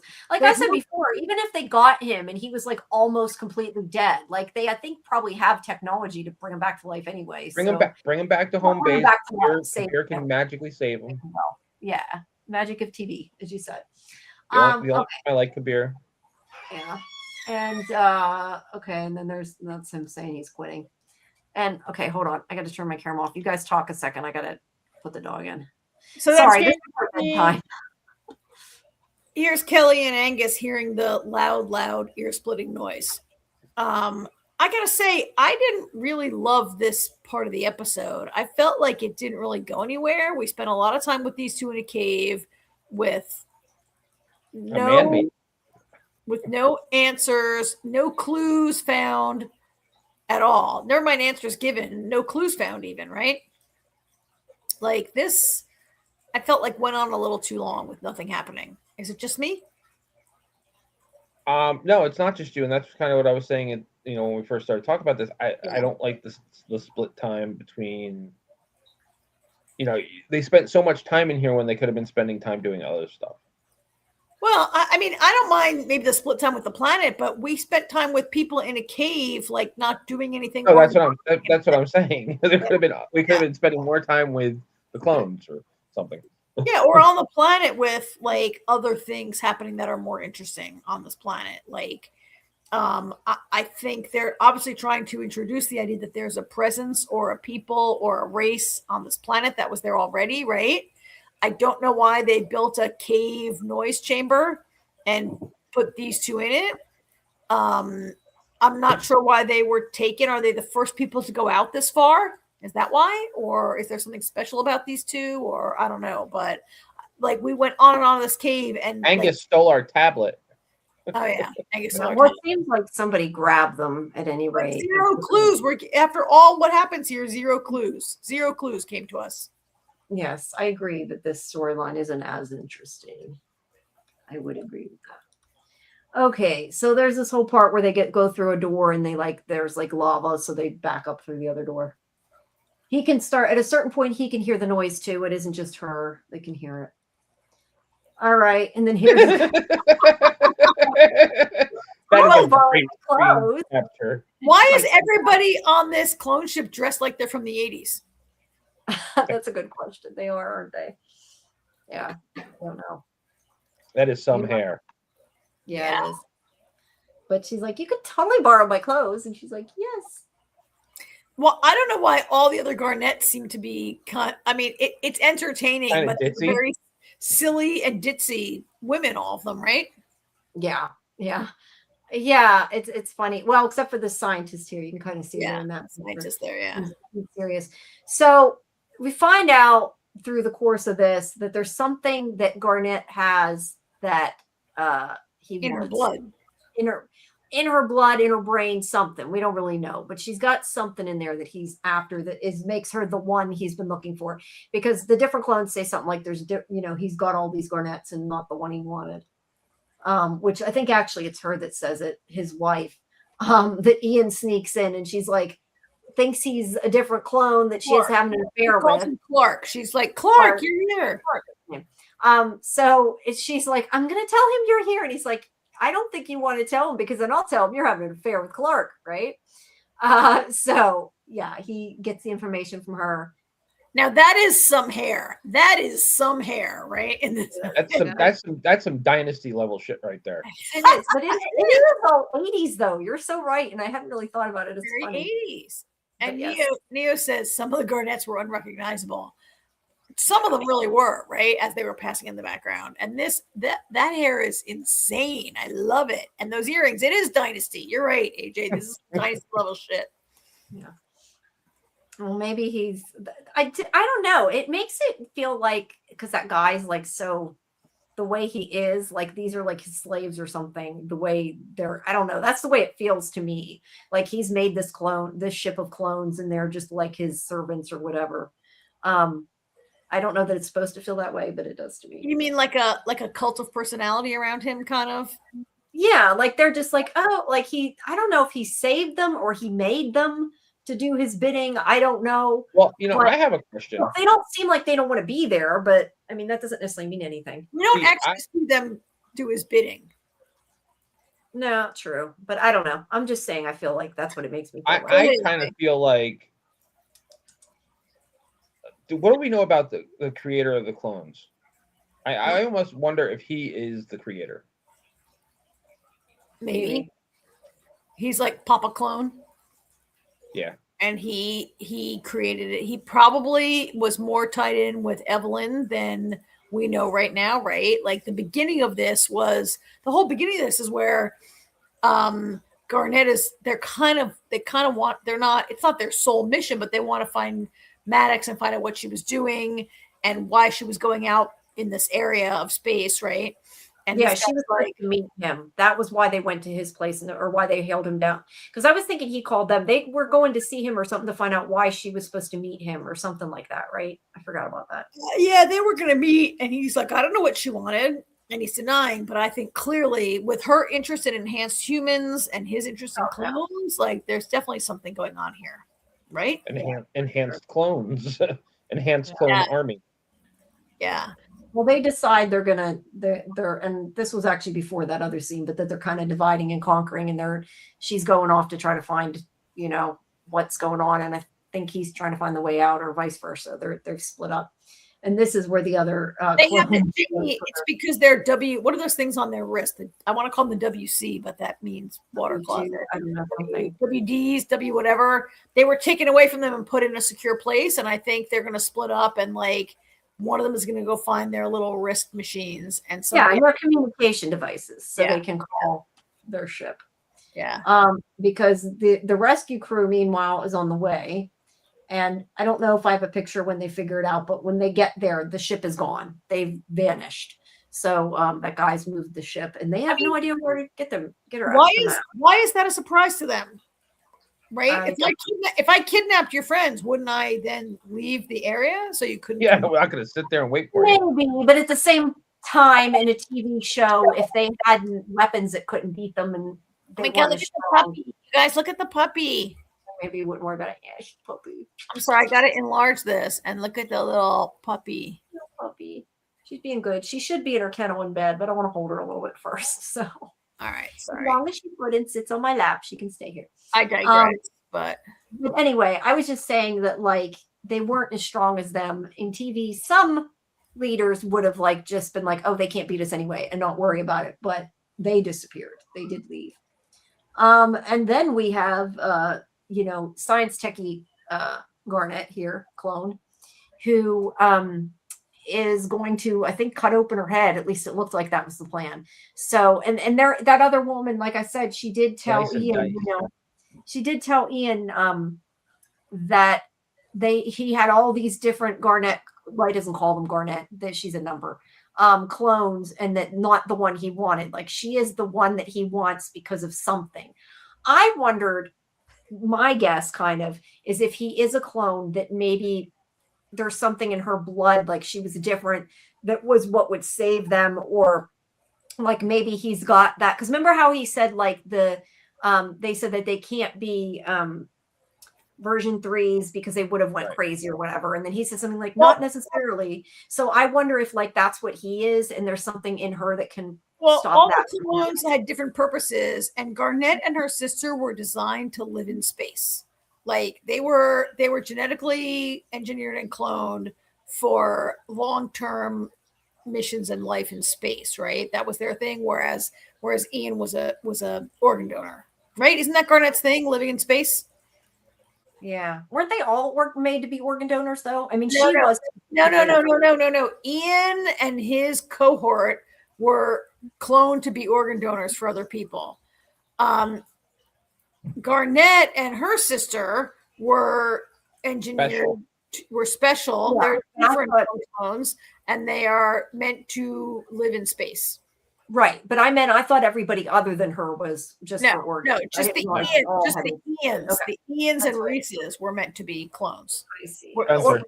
Organ donors. They have different purposes. I see. Well, either way, whatever it is that's in Garnet, they want it, and it looks like she's about to cut her head open.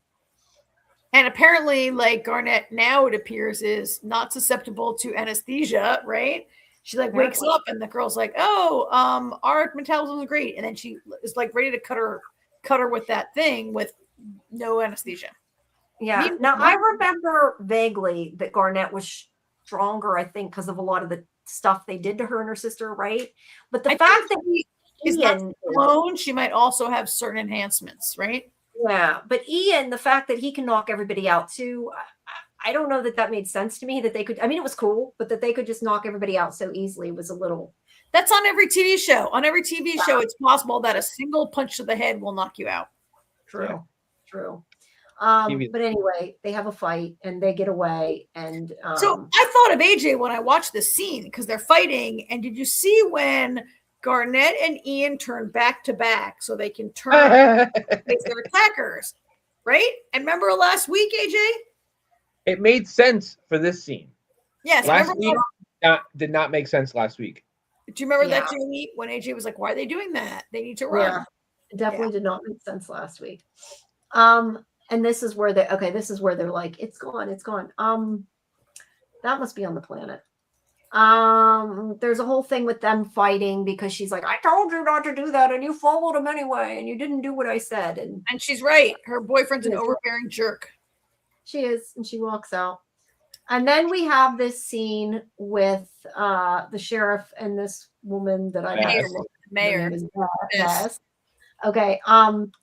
And they basically are saying that he's saying that he tried to get Felix to quit searching, and if they're where he says something like, if they're where we think they are, we may have more problems than we thought, or something to that effect.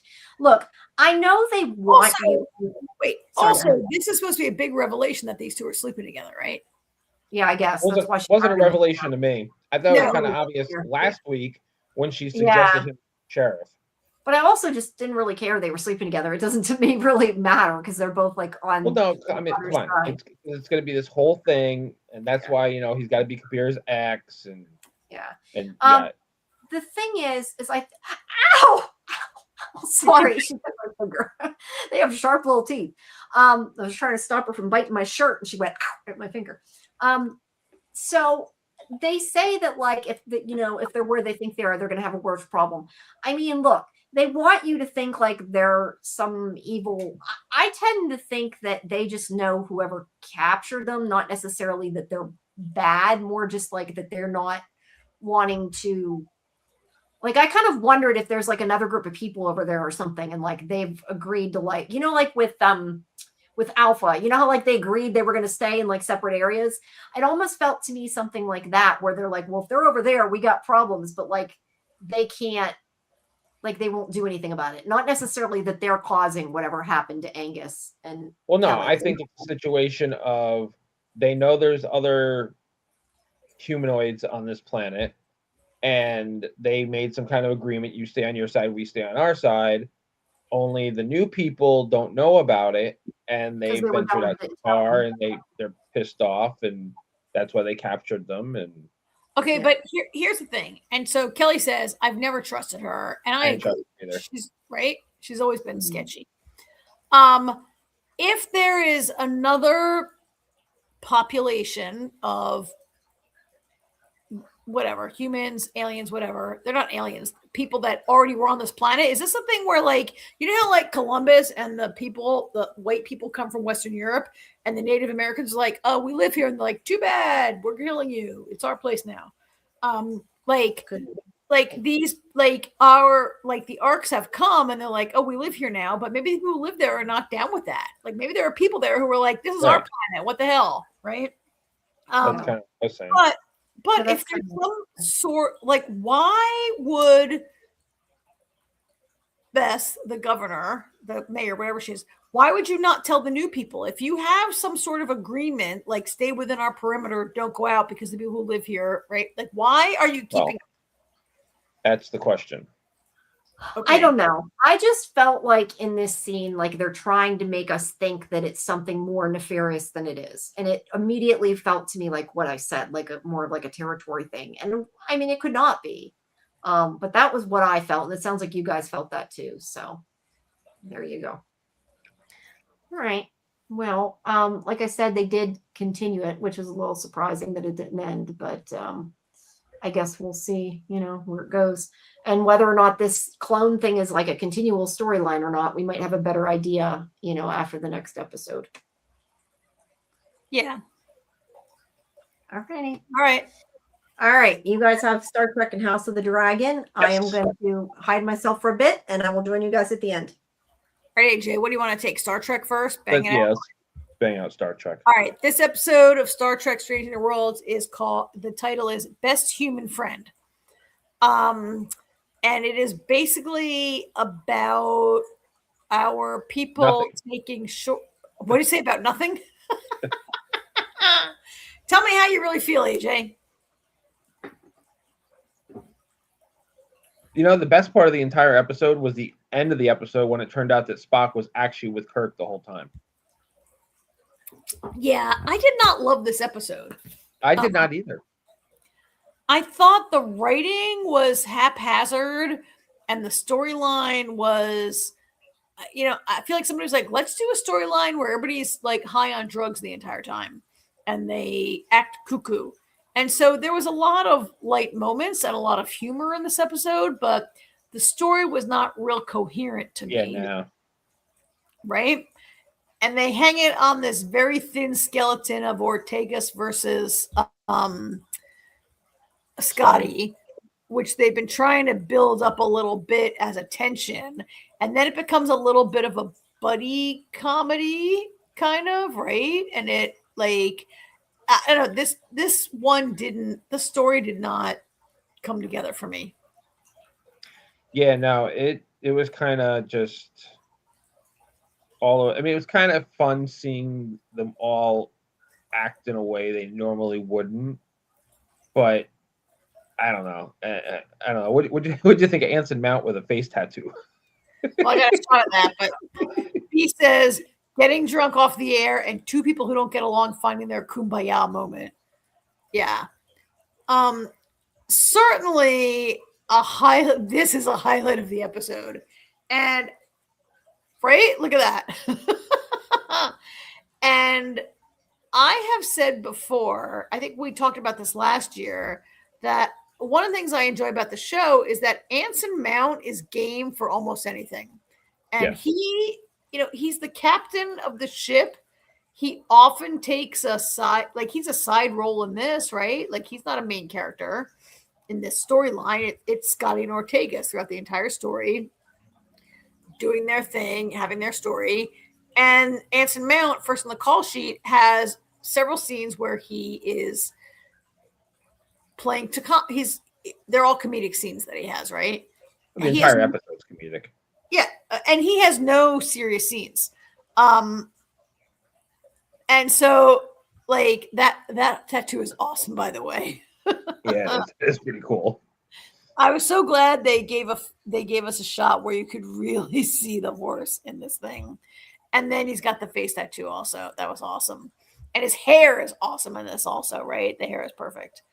When the episode started and you see Dave Foley playing this ridiculous character, I was like, ooh, Dave Foley, this should be a good episode. Oh, you mean Dave Foley played the director guy? Yeah. Whose name I can't remember the character's name, but yeah, whatever the head of the the cruise director of the planet. Yeah. Yeah. I don't remember. I don't remember them even giving the character a name, honestly. A name, but he was barely in it, right? Yeah. Well, that was the thing. I thought it was going to be some kind of fun, and then it was it felt very disjointed. I originally, at the beginning of the episode, I thought this character might be more like a Q type character, and I don't mean in the sense that Q has the powers of basically a god and can do anything. Right. Like that. You expect him to be more like a trickster type thing. Yeah, a trickster and a manipulator, and trying to put them through something maybe for his own entertainment. And he ends up not really having a coherent role in this. No. I mean, look, I loved, here's Uhura at her rave in her hotel room or whatever, and she has multiple like kind of funny scenes where she's talking to Scotty and Ortegas, right? And we have a tremendous scene of Una singing Klingon power ballads, which include, is she singing Total Eclipse of the Heart? Total Eclipse of the Heart, yeah. In Klingon. That must, I gotta say, I give Rebecca Romaine lots of props for that. That must have been something quite fun to learn in Klingon. And she has a good voice. I had forgotten that we had an entire musical episode. Yeah, we had an entire musical episode last season, and almost everyone on this show can sing, right?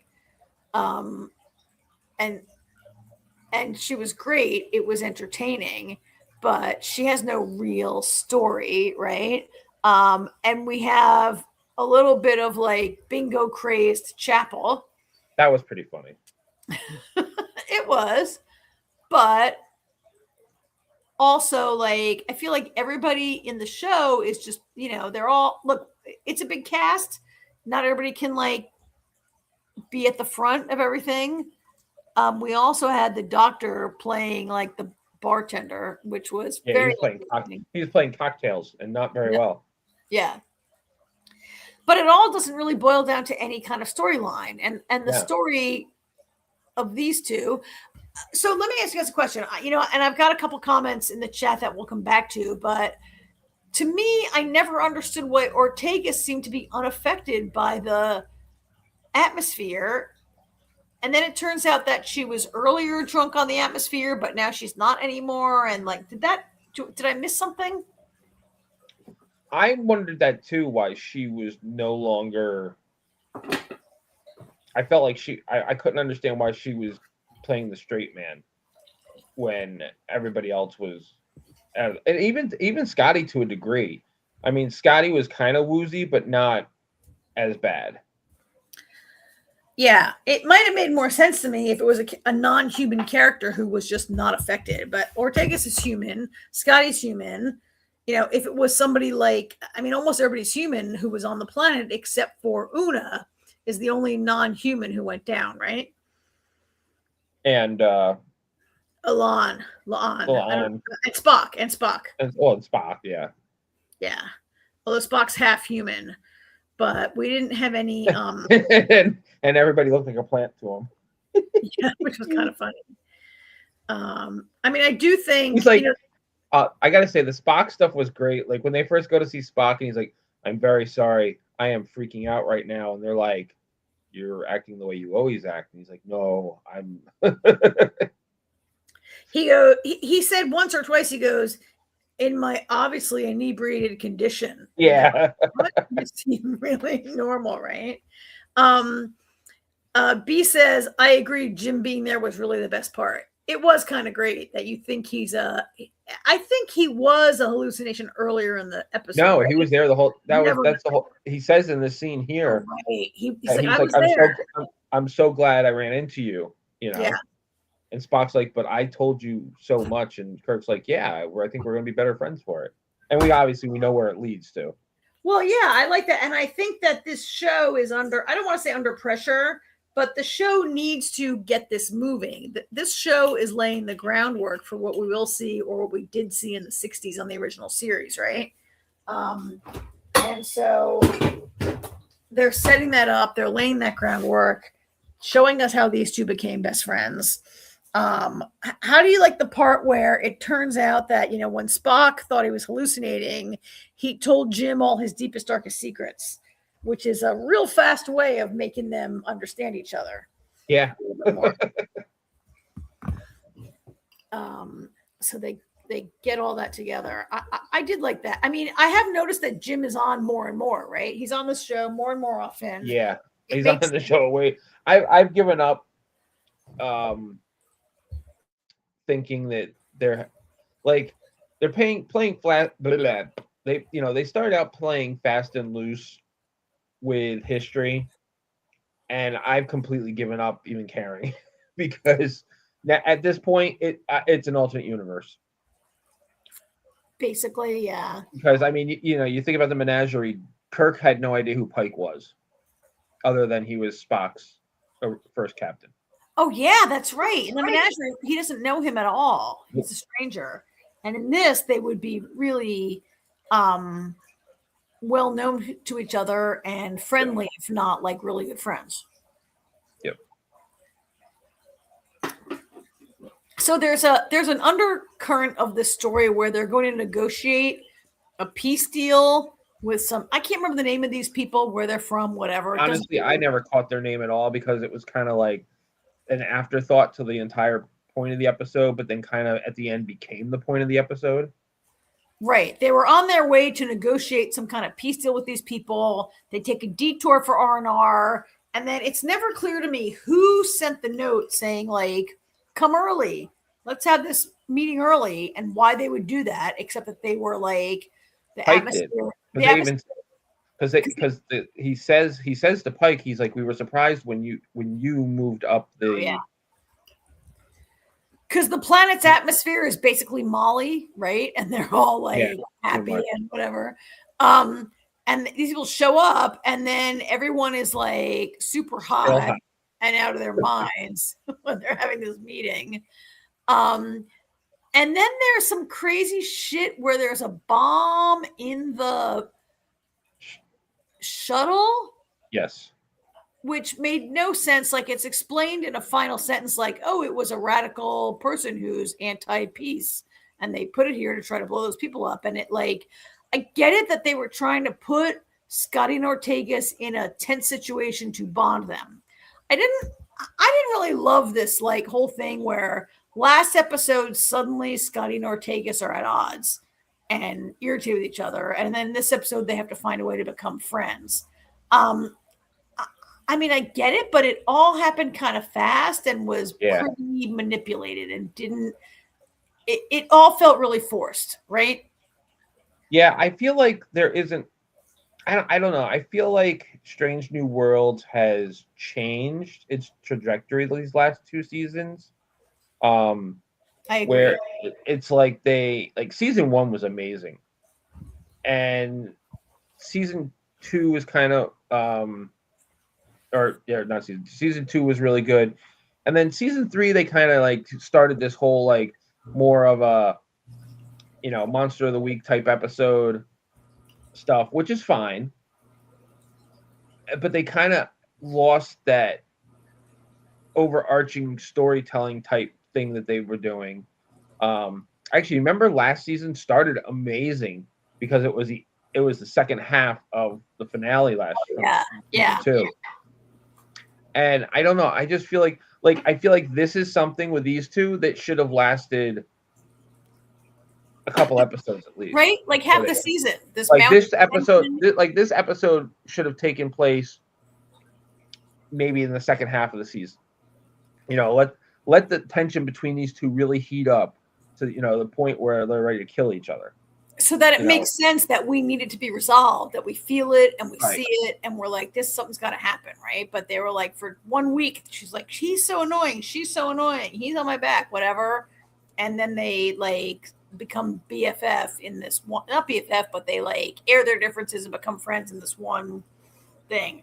I would like to point out in this scene that Scotty's thumb is blown off. Can you see it there? It's not blown off. It's hanging still. It's not completely off. That was funny. So you know how every week I'm like, oh, Paramount gave us a lot of pictures. HBO gives us no pictures, blah, blah, blah. Look what Paramount gave us in the dump this week. They gave us a super close-up of the broken off thumb hanging there, which was kind of awesome. It was kind of fun how that, and I just say it's fun, but, you know, after the bomb goes off and they get beamed aboard. I mean, it just was so, this episode was so scattered and so rushed and so forced, I felt, right? Doesn't mean I don't like this show. It doesn't mean oh my God, B says I never noticed that. OMG. I know, it was a quick blink and you look away and you see his thumb like totally hanging by a thread. But I just thought it felt rushed and didn't make sense. And when AJ, you say it's changed, I think it has gotten away from the boldly go kind of business, right? Yeah. Like, I like that this show plays with genre. Like, I liked last week's Haunted Ship episode, and I love that episode. I thought that, but it's in the confines of the show. You know what I mean? Yeah. And like, I feel like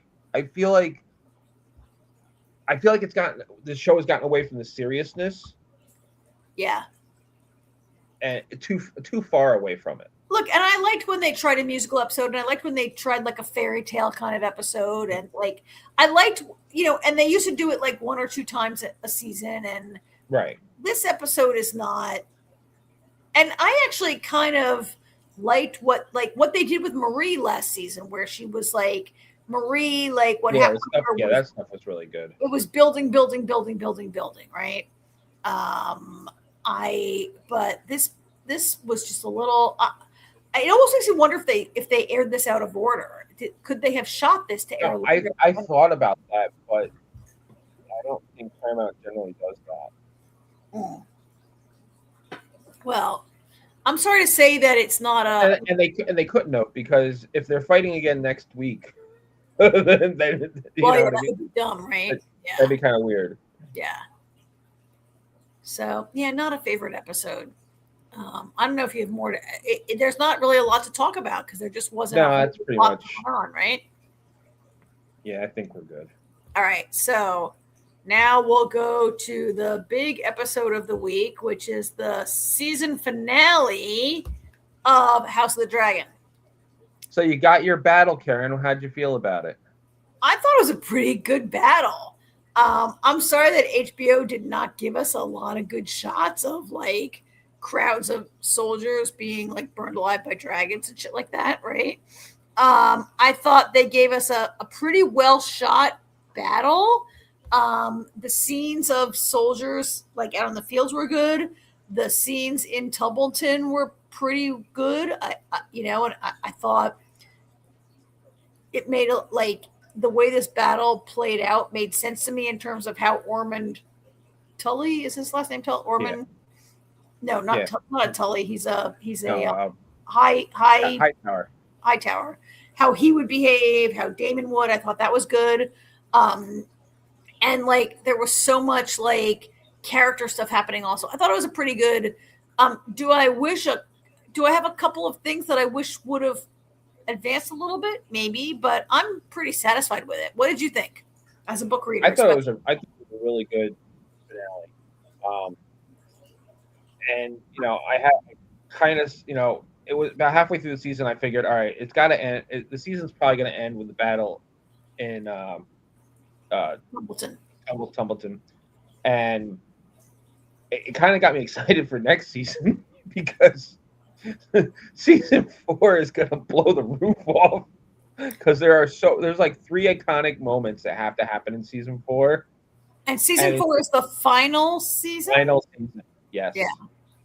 So it's just like, I feel like this, I was really happy with this episode and everything about it. And it's just, now I have to wait 2 years for, Maybe a year if we're lucky. It's been 2 years between each season.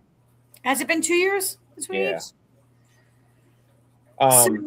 So what part of this show would you like to? I know what I'd like to talk about first. What would you like to talk about first? Whatever your heart desires. Well, let's talk about the goings on at Harrenhal for starters, because I think that is a good, we can kind of, it happens early in the episode. We can kind of bang that out. And I've got like a whole shit ton of photos here that I'm not even really sure, but, and I immediately, watching this epised, I was like, oh my God, here's Ewan Mitchell again with no shirt on, because he never has a shirt on in the show. But I'd love to talk about Harrenhal first and how he's, early in the episode, he's having a dream. And it's hard for me to actually, it's not hard for me. They've shown it on the screen, but he actually feels guilty about trying to kill his brother. Right? And I'm not. So it seems. So it seems, right? I'm not sure what that's being driven by. Like, it's because his mother showed up. Like, he hasn't really felt guilty about that. And it was only later in the episode when Aegon shows up and talks to his brother that I remember that Aegon, while for a long time, Aemond, who we see on the right here, has seemed like the more powerful brother, he actually was always tormented by his older brother, Aegon, right? Like, part of Aemon's, like, horrible personality is about being bullied by his brother, right? Am I wrong about that? Well, to a degree, yeah. There was the brotherly stuff and everything. But Aemond has always been a piece of shit, even as a kid. That's how he lost his eye, because he was tormenting Rhaenyra's children when that happened, right? Yeah. He made that the comment about them being bastards and all hell broke loose, and that's how he accidentally lost his eye. Yeah. He's and of course, like, they're all the product of incest, and that makes them, like, maybe messed up, right? Not maybe. Well, the entire lineage is technically incest. They're very inbred, all of them. But we open up with him at Harrenhal, and he's having horrible dreams and whatever, and there's a whole conversation with Alice also. Does this happen before Aegon shows up or after Aegon shows up? The whole Alice thing was really amazing to me also, like, where she basically tells Aegon her history and like what her deal is, right? So yeah, what'd you think about that, to find out that she's actually Lady Heron and been alive for hundreds of years? So I was a little bit not really spoiled. I know I had read that in the book, she's a person who is older than she appears. There are rumors that she has, I don't know, I don't want to say bathed in the blood of virgins, but done something like that, right? Done something like that to, like, preserve her youth. But I haven't read the book, but I feel like it's not that extreme. But she looks kind of young, and she maybe is kind of, but I don't know. But I think that this is a little more extreme than the book, where Alice is like, oh, I was the Lady of Harrenhal, and this shit happened with my son. He was burned by a dragon, And in order to save him, I embraced the dark arts, basically, is what she's saying, right? And I lived in the woods, and I embraced all this dark magic, and I was cursed, and now I'm 100 years old, right? And that's basically her story, and that I think basically is not 100% book, right? No, they definitely fleshed her out some more in the show, which I like. It was a lot more vague in the book. Yeah. No, Kelly. No, hold on. Kelly says, so she has to stay by Harrenhal or she will die because she is so old. No. That's what I took from it. I took from it that she's cursed and she can't leave Harrenhal. She's cursed that she lives forever. It's more than that because her home was taken from her. And, like she said, she's had this one and that one and, all these people that come through Harrenhal and they don't give two shits about Harrenhal. She's like, okay, but she wants to bring Harrenhal back to the glory of when she, was the lady of that. All right, but she left Harrenhal and went into the woods to do dark magic and save her son, her little boy, right? Yes. Which she couldn't. So she left there, and can I really blame these guys for not recognizing her as the Lady of Harrenhal? No, right? No, I'm not saying they should, but I'm just saying that that's her goal. That's her ultimate goal. That's why she's latched on to, Aegon or Aemond, you know. And women can't inherit really these places rarely anyway, right? So they sons. I'm sorry, but I agree with Kelly that I thought that her curse was that she couldn't leave Harrenhal. Yeah, she's not bound by it. Or stay in the general area of Harrenhal. I don't know. Not probably because of the curse, probably because of her son, because she's so old. So Aemond is like, wait, that was 100 years ago. And she's like, I look good for my age, don't I? Yeah, she's like, and he's like, yeah, whatever, fine. He accepts it because I guess people in this universe accept witchcraft, accept magic, accept stuff. And he's like, okay, there are dragons. All right. Yeah. And so then they smooch. I don't have a picture, but they smooch and they're going to be together. And actually, this shot of Aemond holding his hand up is after he wakes up and goes wandering around, and he finds his brother Aegon hanging out in Harrenhal, right? He's shown up with Sunfire. They crash through the ceiling. They crash. I love how dragons just show up and just demolish a part of Harrenhal. They're very destructive. It's kind of like the Hulk showing up at your house, right? Right. The Hulk shows up and that's it. Your house is destroyed and we're here. And so they roll in. Am I looking at the right? Is this the picture of him with? Hang on. These pictures are so little. He shows up with Sunfire. And I was kind of really surprised at the part where Aemond immediately falls to his knees in front of Aegon, right? Immediately. That's because he thought he was looking at a ghost or because he's so racked with guilt. Both of those are hard for me to reconcile with the asshole Aemond of last season. Or because he has a dragon standing behind him. Well, yeah, there's that also. I mean, it just goes to show what, the whole point of what a lot of people have been saying this season is how much power. I mean, even, Ormond is an idiot and all he did was get a lot of people killed. But, he says over and over, he says over and over, who are these people without their dragons? And Aegon proves that point completely. Aegon has been this simpering twit for the last couple weeks. He gets his dragon back, and all of a sudden he's got a set of brass balls on him. Yeah. To where he's authoritative when talking to his brother. You know what I mean? Yes, and I did enjoy the scene where he's like, I'm the king, I'm back, I'll never forgive you, you tried to kill me. And Aemond is kind of cowering in front of him. And is he cowering? But he's on his knees and he's definitely like, I wish you'd forgive me. He's very guilty. But you're right. Aegon, would he ever have done this if his dragon hadn't shown up? No, and come back not at all. He'd have no. Well, he'd probably be dead if his dragon didn't show up. And he's basically like, I'm going to be the king. I'm going to attack Rhaenyra. You're going to follow me with your dragon, and then maybe I'll let you live when it's all over, right? And Aemond, I don't know. Like, there's a lot going on with these two because this is not.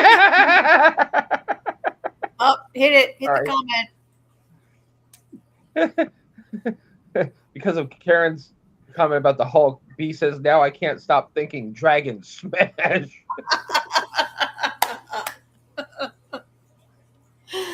are like the Hulk. Scrooge carries smash. Smash, dragon smash.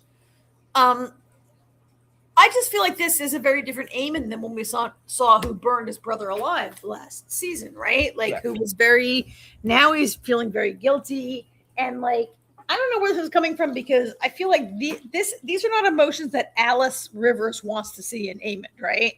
Like, she hitched her wagon to a Targaryen who she thought could maybe bring her what she wanted. And now here comes his brother who's like, basically just yelling at him. He's like, okay, sorry, brother. Blah. You know, this is a different. Aemond has had some, since Vhagar left, Aemond's had some time to reflect. Well, and when your mother tries to kill you, you maybe have to rethink your life, right? Like in the beginning of the episode, he wakes up and he's like, my mother poisoned me. She tried to kill me. And I guess that's the thing you got to come to terms with. Like, your own mother who you had a sex dream about. How bad am I that my mother tried to poison me? Well, maybe you shouldn't have sex dreams about her, but yeah, his mother tried to poison him. He's not aware, but these people are messed up, and I'm not even really sure what's going on with these two. I liked it. I love some complex Targaryens, and I don't believe that Aegon will have the upper hand for that long. I just don't think that Aemond is going to be this cowering person for the rest of the show, right? There's no way.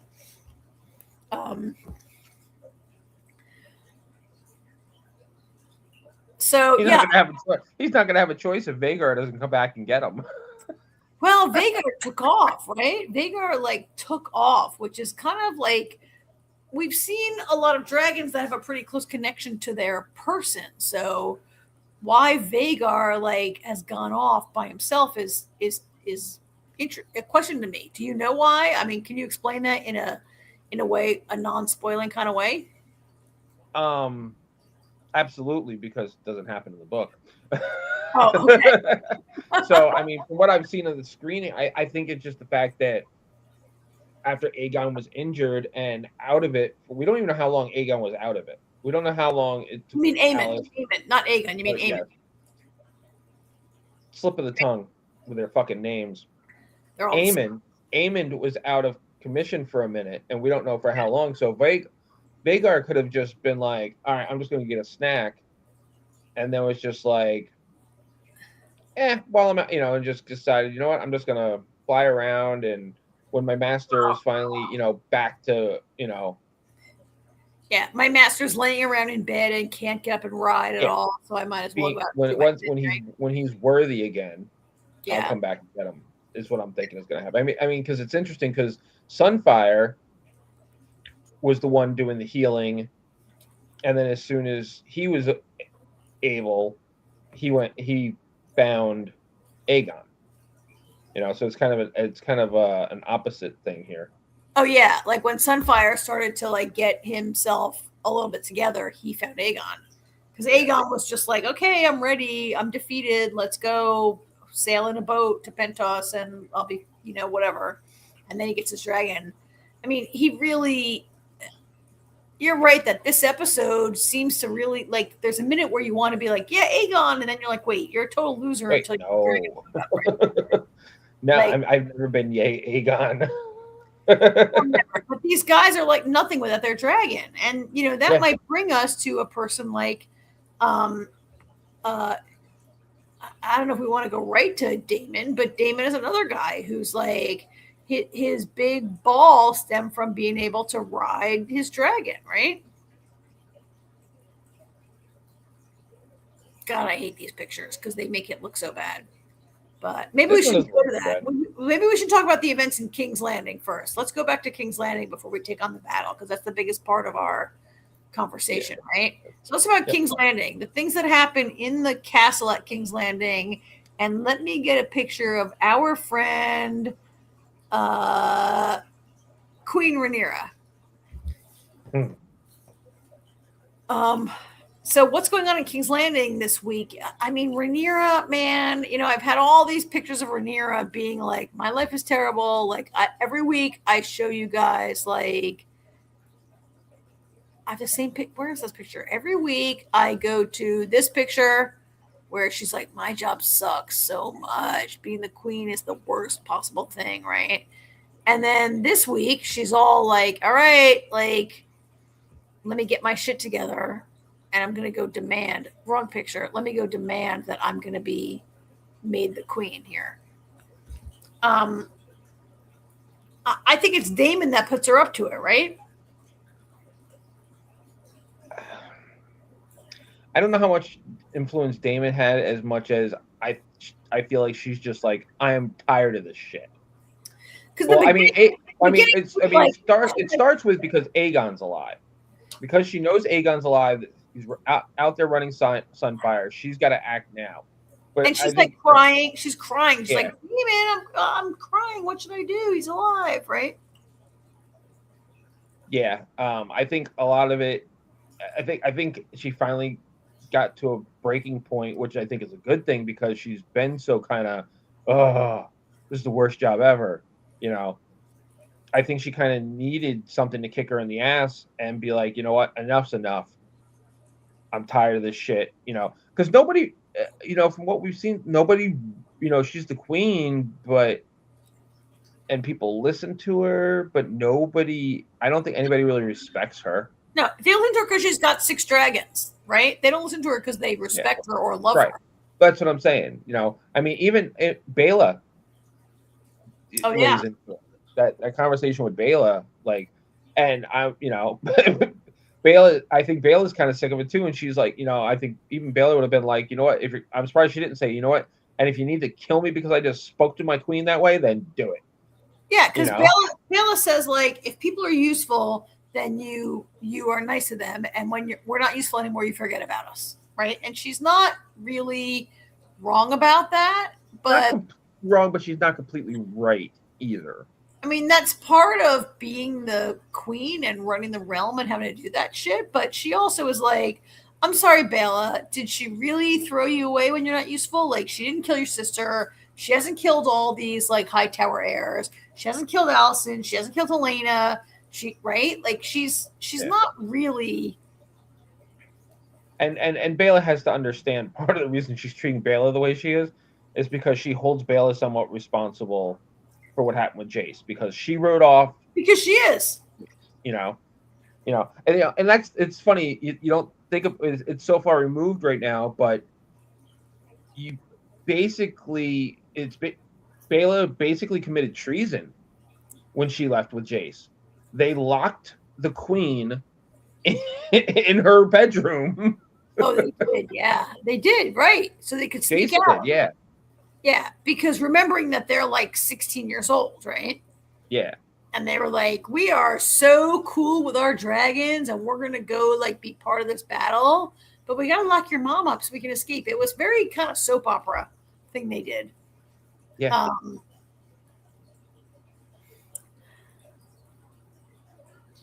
All right. So I get why Rhaenyra's like, I'm done with this bullshit. Let me go. But how do you feel about what she does here? She puts on this very kind of military outfit, right? Well, she's going to get she wants to go get ordained. And I know, but the Septon ain't having it. She wants the High Septon to anoint her, but she goes in like full military whatever to the High Septon, and she basically demands that he should anoint her. Yep. This is one of the points in the episode that I really had Game of Thrones vibes, Cersei vibes. Like, I really, when I was watching this, I was like, oh, this is why Cersei never did it, right? I'm like, if only Cersei had studied the previous kings and queens before her, could she have avoided this? Because it made me think of when Cersei like burns, when the whole place burns up, right? Blows up. I mean, this guy's a jerk, but he. You know what I was kind of expecting in this scene? He's overconfident, right? Yes. I was kind of expecting her to kill him and be like, so who wants to anoint me? Who wants to anoint me? But no, they just killed them all. I kind of thought that also, that she might kill. I agree with you, AJ, that she'd kill him and be like, who wants to be the High Septon next and anoint me, and has one in her pocket, but they kill them all. And that's really what made me think like about when Cersei went against the religion and against the seven, how things started to go bad for her. And I was like, oh, I know that the Targaryens don't really believe in the seven gods. Yeah, the seven. But Rhaenyra has her husband Matt Damon. She has her husband Damon in her ear saying like, we're High Valyrian, we're Targaryen, we're from Old Valyria, we are God. He really says like, we are gods, right? We don't answer those gods. We have different gods. We are gods. And I think she should not have fallen for that in this episode. I don't know. What do you think? I think she made a mistake. So in the end, I think that killing the High Septon is probably a mistake. And going against the local religion is probably a mistake. I mean, I don't know why. I think it because we've seen it before, but we saw it 100 years later. So I shouldn't take that as a precedent because it didn't happen yet. You know what I mean?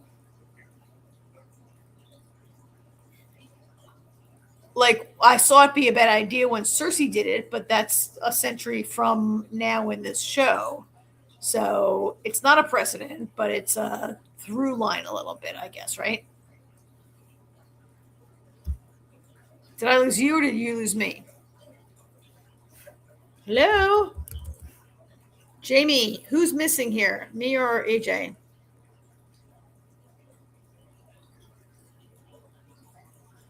Who can hear us? Sorry, I can hear you. What? Are you done? Or are you just trying to get AJ? AJ seems to be missing. I was talking and AJ's gone. Okay, AJ's sorry. I just heard you call me. I just heard you call me. Yeah, he must have gone. All right, well, I'll just move on to the next part of the show then. And I'm going to talk about what happens in Old Town, which I don't have a ton of great photos of it. But down in Old Town, we have the sea snake is trapped in Old Town, we've seen him as being a prisoner.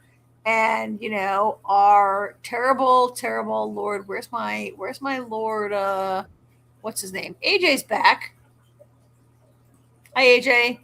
Get yourself on the screen here. Can we put him can we get him to the stage?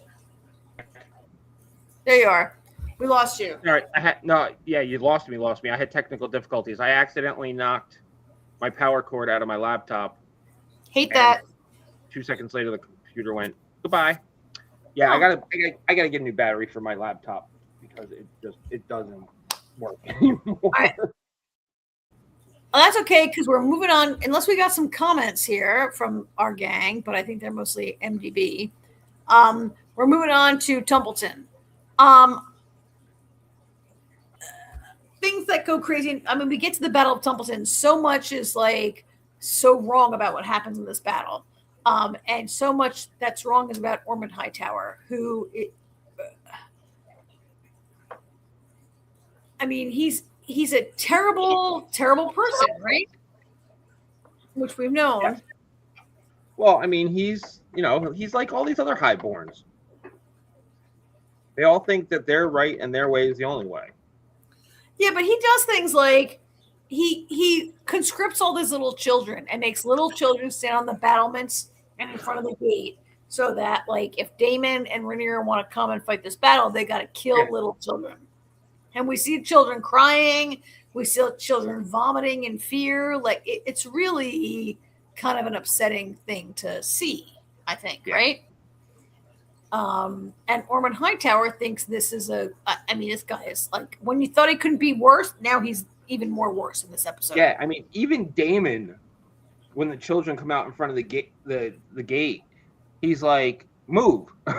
Like this guy's sending these kids to their death, and Damon's like, "Oh my God, he wants me to kill children." Like, no. Yeah, and Damon's under commands from Rhaenyra to minimize civilian casualties, but I think Damon himself, like, Damon has a lot of faults, but he doesn't want to kill a bunch of little kids, right? Right, exactly. He's not like even Damon is like, even Damon's like, really, children, come on. Yeah, it's really horrible and disgusting thing. A whole bunch of shit happened. What is your favorite part of what happened in the Battle of Tumbledon? Like, so many things happen in this story. Like, what's your favorite part? Is it? I think, you know what? No, I know it's Ulf, actually. You know, not only does he turn on everybody, I love the fact that Ulf is like so fed up with everybody treating him like a piece of shit because, well, let's be honest, Ulf is a piece of shit. But I love when he turns the dragon towards Tumbledon and he's like, "And fuck you too," and then burns Ormond. Yeah, I mean, I like that part, but I'm not sure that I really thought he would. I'm trying to find a photo of him. Here's Ulf. I mean, Ulf turns against Rhaenyra, which we saw last episode, right? For reasons that are really about money and recognition, I think, right? Yep. But is Ormond ever going to give to him? But in the end, what happens is that he's drunk and passed out, literally, like in the outhouse on the shitter, right? Yep.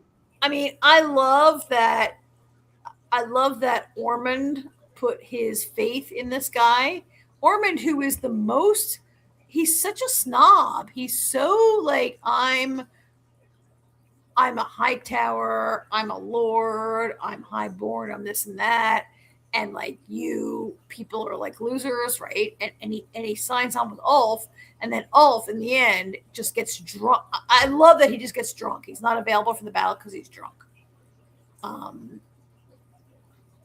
And Ormond like says shit to him like, "You loser, you lowborn piece of shit," and beats the shit out of him in front of everybody, like he was criticizing Daemon for doing. Right, which is exactly why Ulf turns on him in the end, right? Yes. Like Ulf, yes. I mean, Ulf really wants respect, which he doesn't deserve. I'm not saying he deserves it, but he wants a level of respect that he thinks that riding a dragon should give him. He hasn't earned it. He doesn't, but that's really what turns him in the end, right? I think. Yeah. He's a gigantic. He's a horrible, unlikable character. He's in there. I've said it before. There are a lot of man babies in this show. Well, and you know what? I'm sorry, Rhaenyra, but this is what happens when you scour the countryside for any random like Targaryen bastard who can ride a dragon, right? Like, she didn't vet them very hard. She's like, "Can you ride a dragon? Will you serve me? Fine." And then her vetting process was the dragon didn't kill you. Yeah. And then when this guy's like, "I'm a giant baby, I need to get paid off," she's like, "Whatever. You should be honored to ride a dragon." Like, she doesn't like. She's so not in touch with the little people, which is a big part of this show, I guess, right? But it's very different from the way like other people react to riding a dragon. Like, we also have oh my God, poor this guy's name is not Ulf, Sir Hugh the what, right? Hugh the Hammer. Hugh the Hammer. He defies Rhaenyra and brings his dragon to Tumbledon because he wants to find his wife, Kat. Yes. Is this from the book or no? No. So, were you surprised that he finds her dead? No, I wasn't surprised that he found her dead. I was not either. I mean, that was set from last week when she kind of rejected him. She's like, "What? What?" He's like, "I have a dragon. I'm going to get some money, whatever." She's like, "What? I'm not going there. I'm living here in this town. What are you talking about?" Right? She's like, "I'm staying here with my brother." and then she dies. I wasn't surprised. The question is, to me, now that he's lost Kat, would he also turn against Rhaenyra next year? I don't know. Well, it wasn't Rhaenyra's fault that Kat died. It was Ulf. No, but these men need to blame someone, and Rhaenyra seems to get blamed for everything except for when Alicent gets blamed. Right? When all else fails, blame the women. Yeah, I think so. This was pretty sad. I mean, he's been trying to, but he did Daemon was like, "Why is he here? Isn't he supposed to be like saving with Rhaenyra? Not with Rhaenyra, but he's supposed to be guarding the dragon pit." Yeah, right. That was his. And now here he is, like hanging around here. Well, he's on a personal mission, right? Yep. Yep. Which I get. Because I see. My thing is, I feel like he should have been like, "Hey, my wife's in Tumbledon. Like we need, something." He should have been more honest with both Rhaenyra and Daemon from the jump, right? Right. Because they would have been like, "Fine, bring your wife to King's Landing. Set her up here in the castle. She'll be fine. Whatever," right? Yeah. And instead he's like, "Guess what? I'm going to make my fortune." And his wife's like, "Whatever. Are you kidding me?" Like I get that for sure.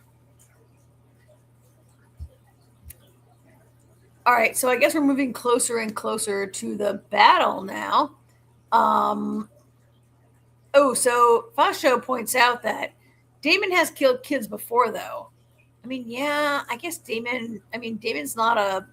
What kids did he kill? We talked earlier about how Daemon doesn't want to burn a bunch of kids on the... when did Daemon kill kids? I'm trying to remember. I mean, I'm willing to buy that Daemon has killed kids before. Daemon is... Have we seen him do it? Because there's a difference between believing he could and seeing him do it. Okay, it's possible I don't remember it, but in this situation, Rhaenyra has told him that you need to minimize the damage when you go out there. She says, "Don't make me a monster." Yeah. And so killing children would make her a monster for sure, right? Definitely. I mean, she wants him, and it's against Daemon's most basic instinct is to just kill everyone who's around. So, I mean, this brings us, I guess, getting to the battle, which is the highlight of the episode. I love this battle scene. I love the field. I love Tumbleton.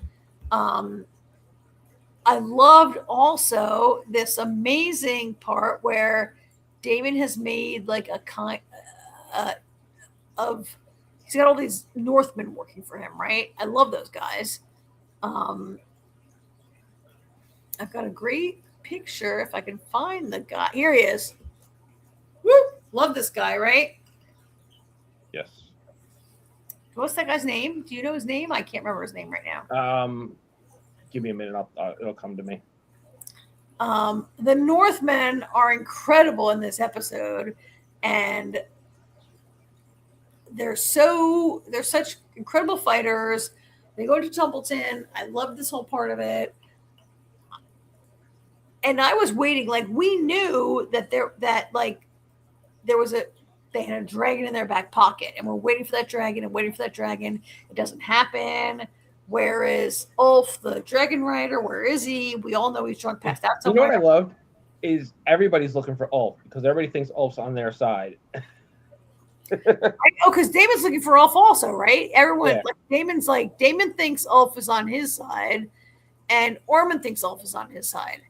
And everyone's looking around for him, and no one can actually find the dude because we all know he's passed out. And no one's like, where's this guy's picture? I can't find. Here he is. I love that book. Like no one realized he turned. And then he turns. He doesn't actually even like. There was one where it's like, is he a double agent? And then no, he just like burns everybody because he's pissed. I'm not sure where that goes next season because he betrayed Rhaenyra.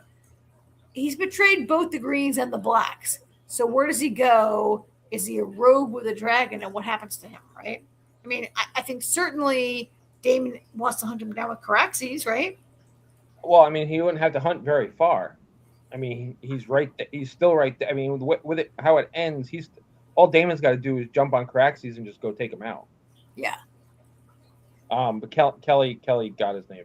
Roddy is that guy's name. Thank you. Roddy of the North.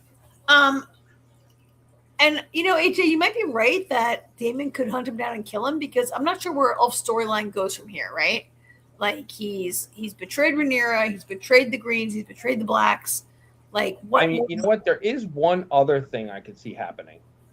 Possibly, I could see Hugh being the one to go after him, because ultimately Ulf is responsible for his wife's death.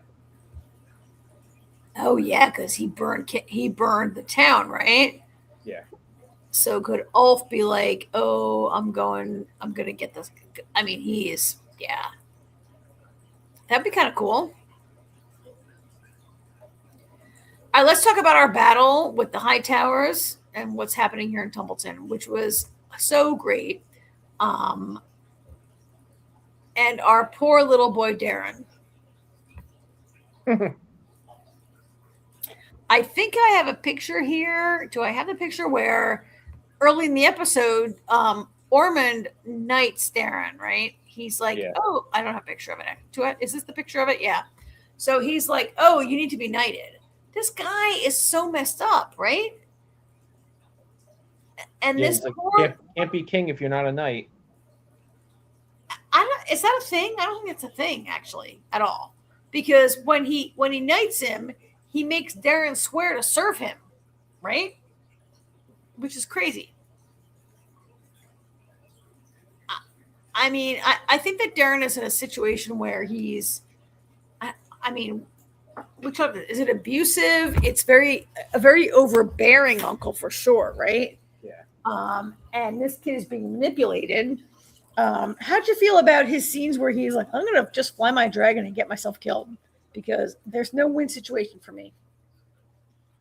I think that's for him that I understand his thought process, because running isn't really an option. So I might as well go out in a blaze of glory. Right. He's like, if I stay and I die, at least I didn't flee as a coward and die. Right. And he has said before, he said last week, he's like, I'll never be king. And he's correct about that. That kid will never be the king, right? Yeah. Oh, and we almost forgot the little deal that Brynden tries to make before the battle begins. Brynden brings Corlys to Daemon. Oh yeah, I've got a nice pic. Where's my friend Corlys? I got a picture of Corlys here somewhere. Here he is. Corlys is being held there as a prisoner. And they try to make a deal. So is that in the book? Is this whole thing with the sea snake being held here and all this that goes on, is that in the book? Not that I recall. All right. If it is, I don't remember it. Because again, I thought 2 weeks ago, I thought they killed Corlys. So I know. When I was like, they killed him. You're like, no, they killed him. We talked about that. He's still Rhaenyra's hand. Sort of. And he makes a big play here. And actually, I love what Corlys tries to do in Sue for Peace, but like going back to what's going back in I guess in King's Landing or in the rest of the battlefield or wherever, where his two sons I got a great picture of his two sons. Where are they? His sons are kind of at odds, and I'm not sure that do you think that, so look at these two boys. Alan is the older one in the armor, and Adam is the older one, right? No, you were right the first time. Alan is wearing the armor. Alan is in the armor, and Adam is the dragon rider. And there's a scene earlier in this episode where like people come and they're like, we need to talk to the sea snake is, they're all mad. And then he's like, I speak for the sea snake. I'm his firstborn son and his heir. And your future Lord of Driftmark or whatever, right? Yes. And in this particular shot where I have the photo, Adam, the dragon rider, Alan the dragon rider, says like, you have a lot of ambition, and he says, no, my only ambition is to like serve the queen. I'm wondering if this is going in a different direction where he actually does have a lot of ambition to take his father's place, and is that going to be a problem later? Not that I really believe that he would like go against his dad or kill him, but I think that this guy has more ambition than he lets on. See, I saw it different. I see it that he's just trying to live up to his father. Like it's more about honor, you think? Yeah, like his like Corlys ain't there, so somebody's got to step in. And Corlys has finally embraced him and been like, I want you to be legitimized. I want you to be my guy, whatever. Which is great. But meanwhile, Corlys is still being held prisoner out there in by Daemon now. Poor guy goes from one prisoner to the other. Daemon is a total dick to him, right? Yeah. Real quick, something we didn't talk about when we were in King's Landing. What do you think about his men showing up to protect King's Landing? Whose men? Driftmark men? Yeah. Yeah, the men. Well, and that's when they do come and you know, he's like, when this guy's like, I'm your master. I didn't really know that there were that many men of Driftmark left. I thought they had really pretty much been annihilated at the battle, and for them to show up, yeah, it's pretty surprising when Ormond's soldiers killed them all when they captured Ormond, or when they captured Corlys. Yeah, and yet then they show up right in this episode. Right, they're not. It's not them. I don't think. I think they're high towered. You think they're masquerading? Ooh, you think they're high towers? Interesting. I hadn't thought of that. Because Corlys's guys were all wiped out. Yes. And so his son may be falling into a trap with people around him who are not trustworthy. Interesting. Corlys is basically taken off the board for this battle in the end of this whole back. He's barely in this season, right? And definitely not the season. I feel like he's being like swept off the board, and his sons are taking. I don't even know how much Corlys will be involved next season. Like they could they just kill Corlys and have his sons like take over the story? I'm not saying I would like that, but I think Corlys is being kind of marginalized in the story lately. You know, first he was like, "Oh, I'm sick of hanging around with you, Rhaenyra. I'm gonna like go do my own thing." Then he gets kidnapped. Then he gets taken by Daemon. I'm not really sure what's gonna happen. I don't know that Rhaenyra would. I mean, he's been one of Rhaenyra's closest allies for the entire show, right? Like he's been 100% Team Rhaenyra from the beginning. I mean, except when he was team wife, right? His wife was trying to get. Well, yeah. What'd you think about his whole? Maybe we should skip this until we go back to the battle. But in the end, he's trying to sue for peace, right? Yeah, which that didn't work out very well. No, but it surprised me a little bit. Like that didn't seem to be his MO until right here at the end. It wasn't a bad idea. What? You know, Brendan's offer. Yeah. You just had to know that Daemon was never going to go for it, obviously. Oh, of course, he never would. Daemon always wants to go for battle. He always wants to go for the kill. He always wants to go for violence. That's his whole thing, right? I mean, it was basically Sir Gawain's idea, right? Like, we had Corlys push it, but isn't Gawain behind it all? Oh yeah, because he's when he was talking to Darren, he says, "I have an idea."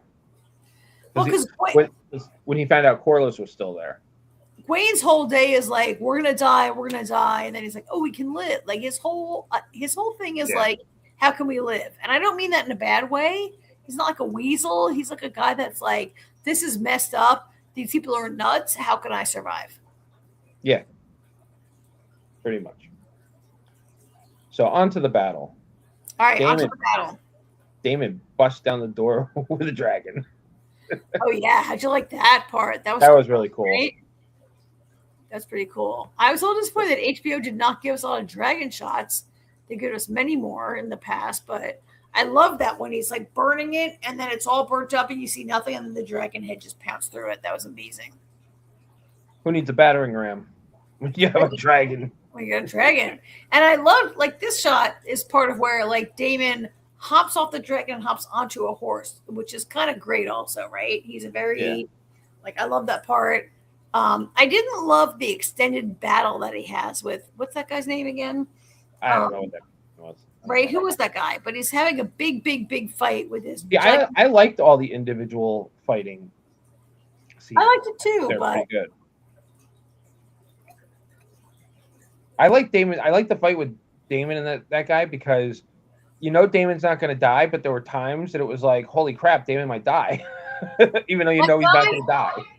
That guy had the advantage multiple times. Like, I thought he was going to put Damon's eye out at one point, right? Yeah, I did too. Because I could see Damon just going on and having one eye in the next season. And there were times when it seemed he was really better. They couldn't do that. They couldn't do that because then Aemon would be like, hey, that's my thing. That's my eye. Come on. Give him a sapphire eye.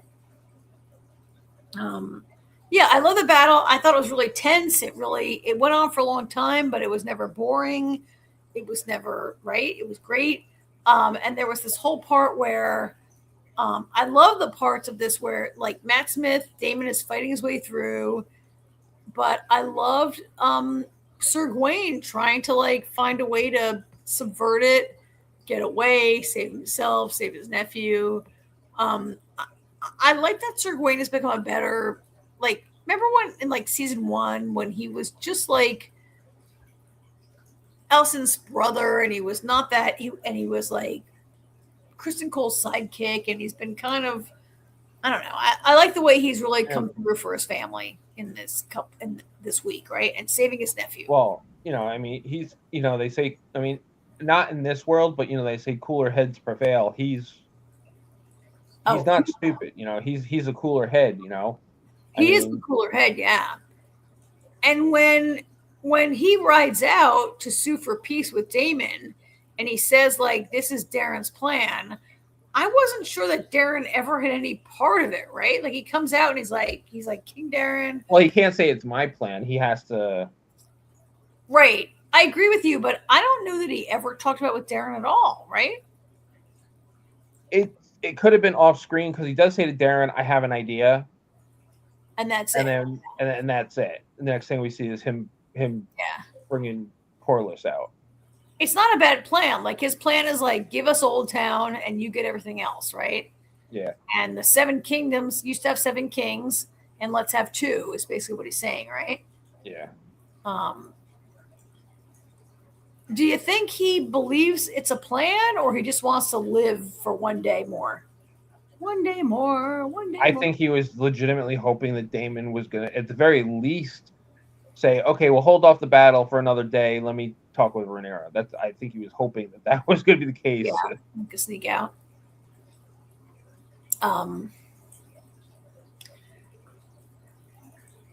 Well, trying to treat with Damon is a bad idea. Right? It's never going to happen. Yeah. Yeah. Sir Bullcut. Kelly Neos likes to call him Sir Bullcut. You mean, I think Sir Gawain. The guy. No. Oh, Sir. Wait. Oh, you talk about the other guy, Sir Bullcut. I thought he was talking about the guy Damon was fighting with that we can't remember his name. Oh, that guy, Sir Bullcut. Yeah. All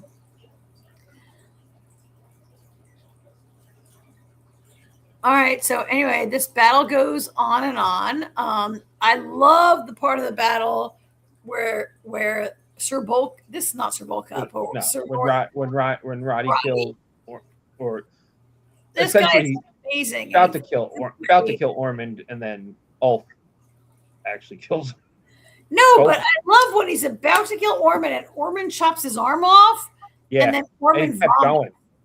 No, but then Ormond vomits, right? Like, Yeah. I love how they've been setting up all season how Ormond is like, he can't take smells, he doesn't like blood, he doesn't like bad smells, he's always puking, he's always a baby.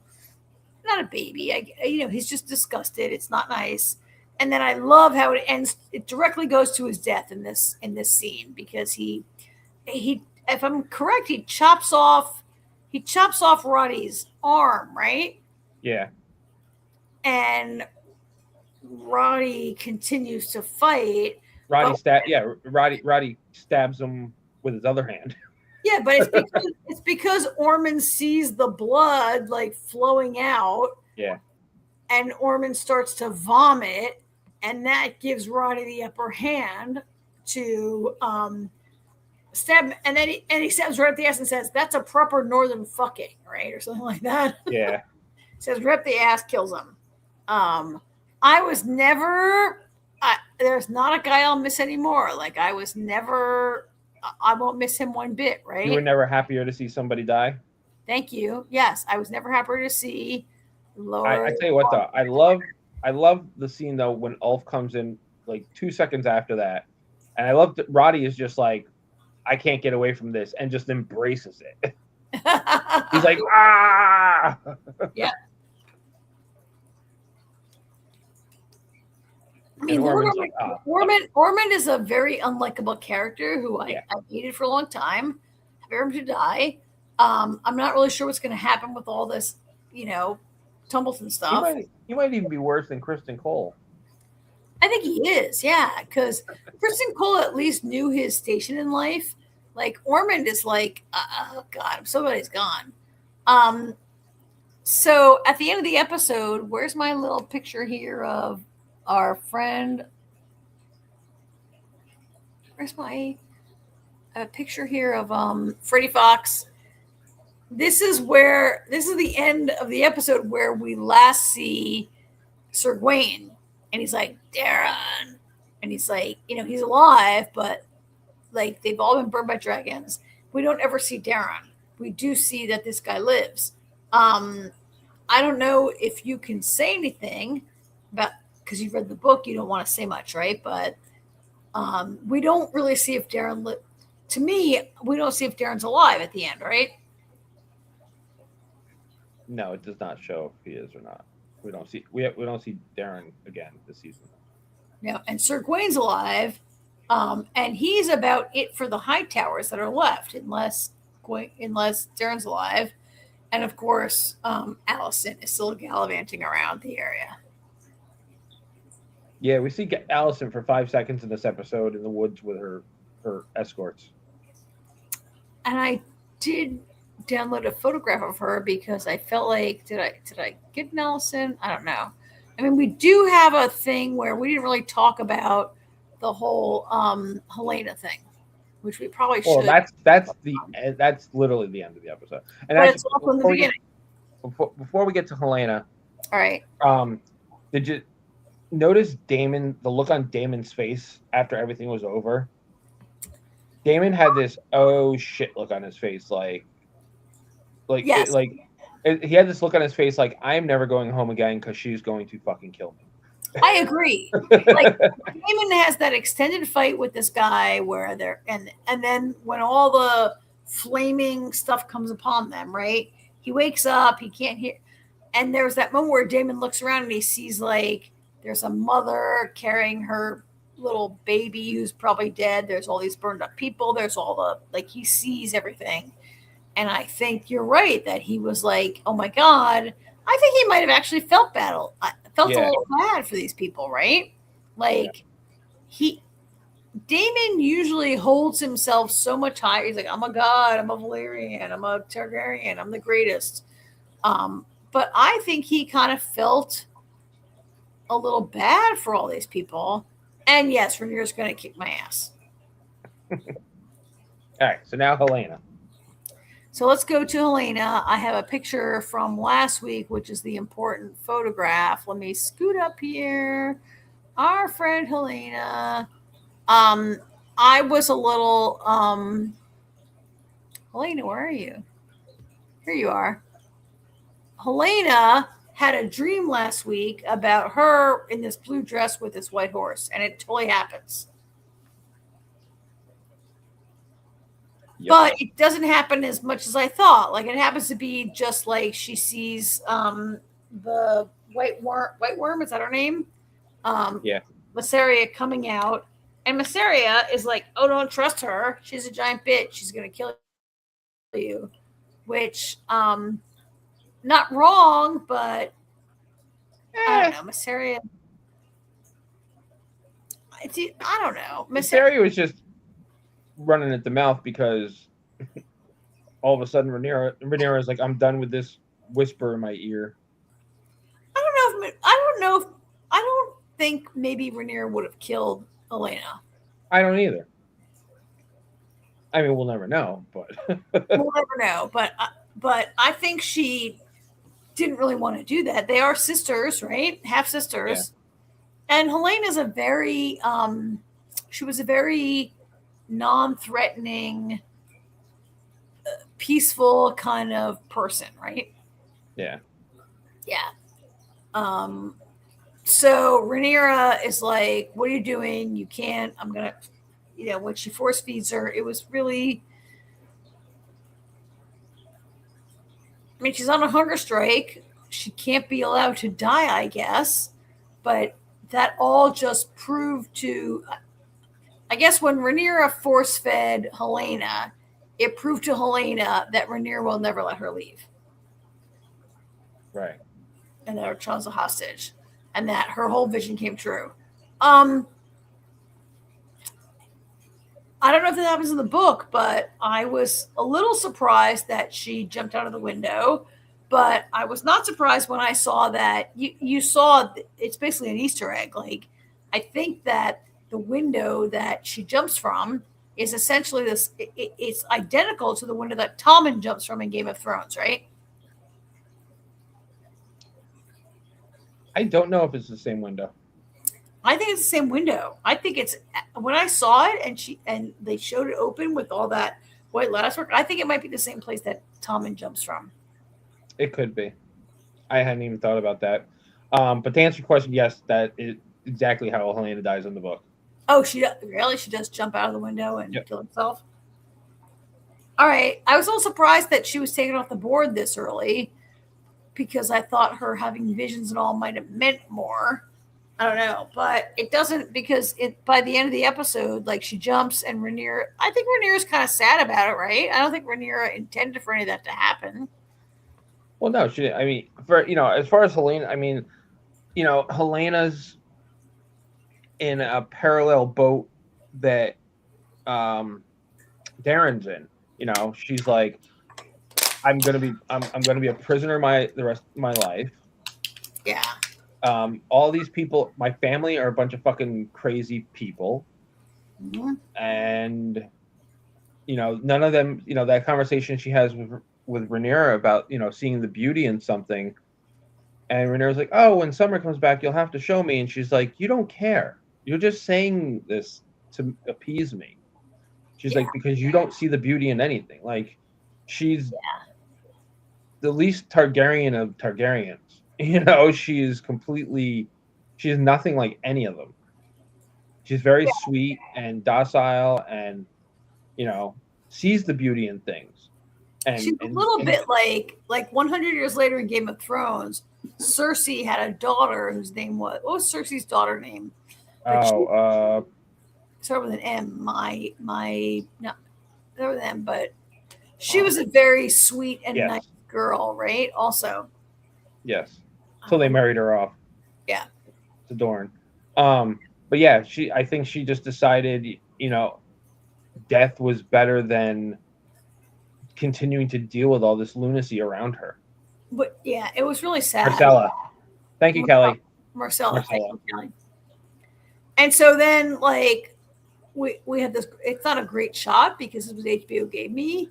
There was a better shot of this, but like Rhaenyra comes to the room, she stands in that window, and then she finds this tapestry that Helena's been sewing the entire show, and that's the entire credit sequence that we watch. and she sees herself, this part of her sitting on the Iron Throne or whatever. I mean, this tapestry is a bit of a prophecy, right? Yeah. And I'm not sure how much Rhaenyra really believed it, but it was kind of a cool way to end. Yeah, you can see the look on her face too. She looks at this tapestry and she kind of has an oh fuck moment. Yeah.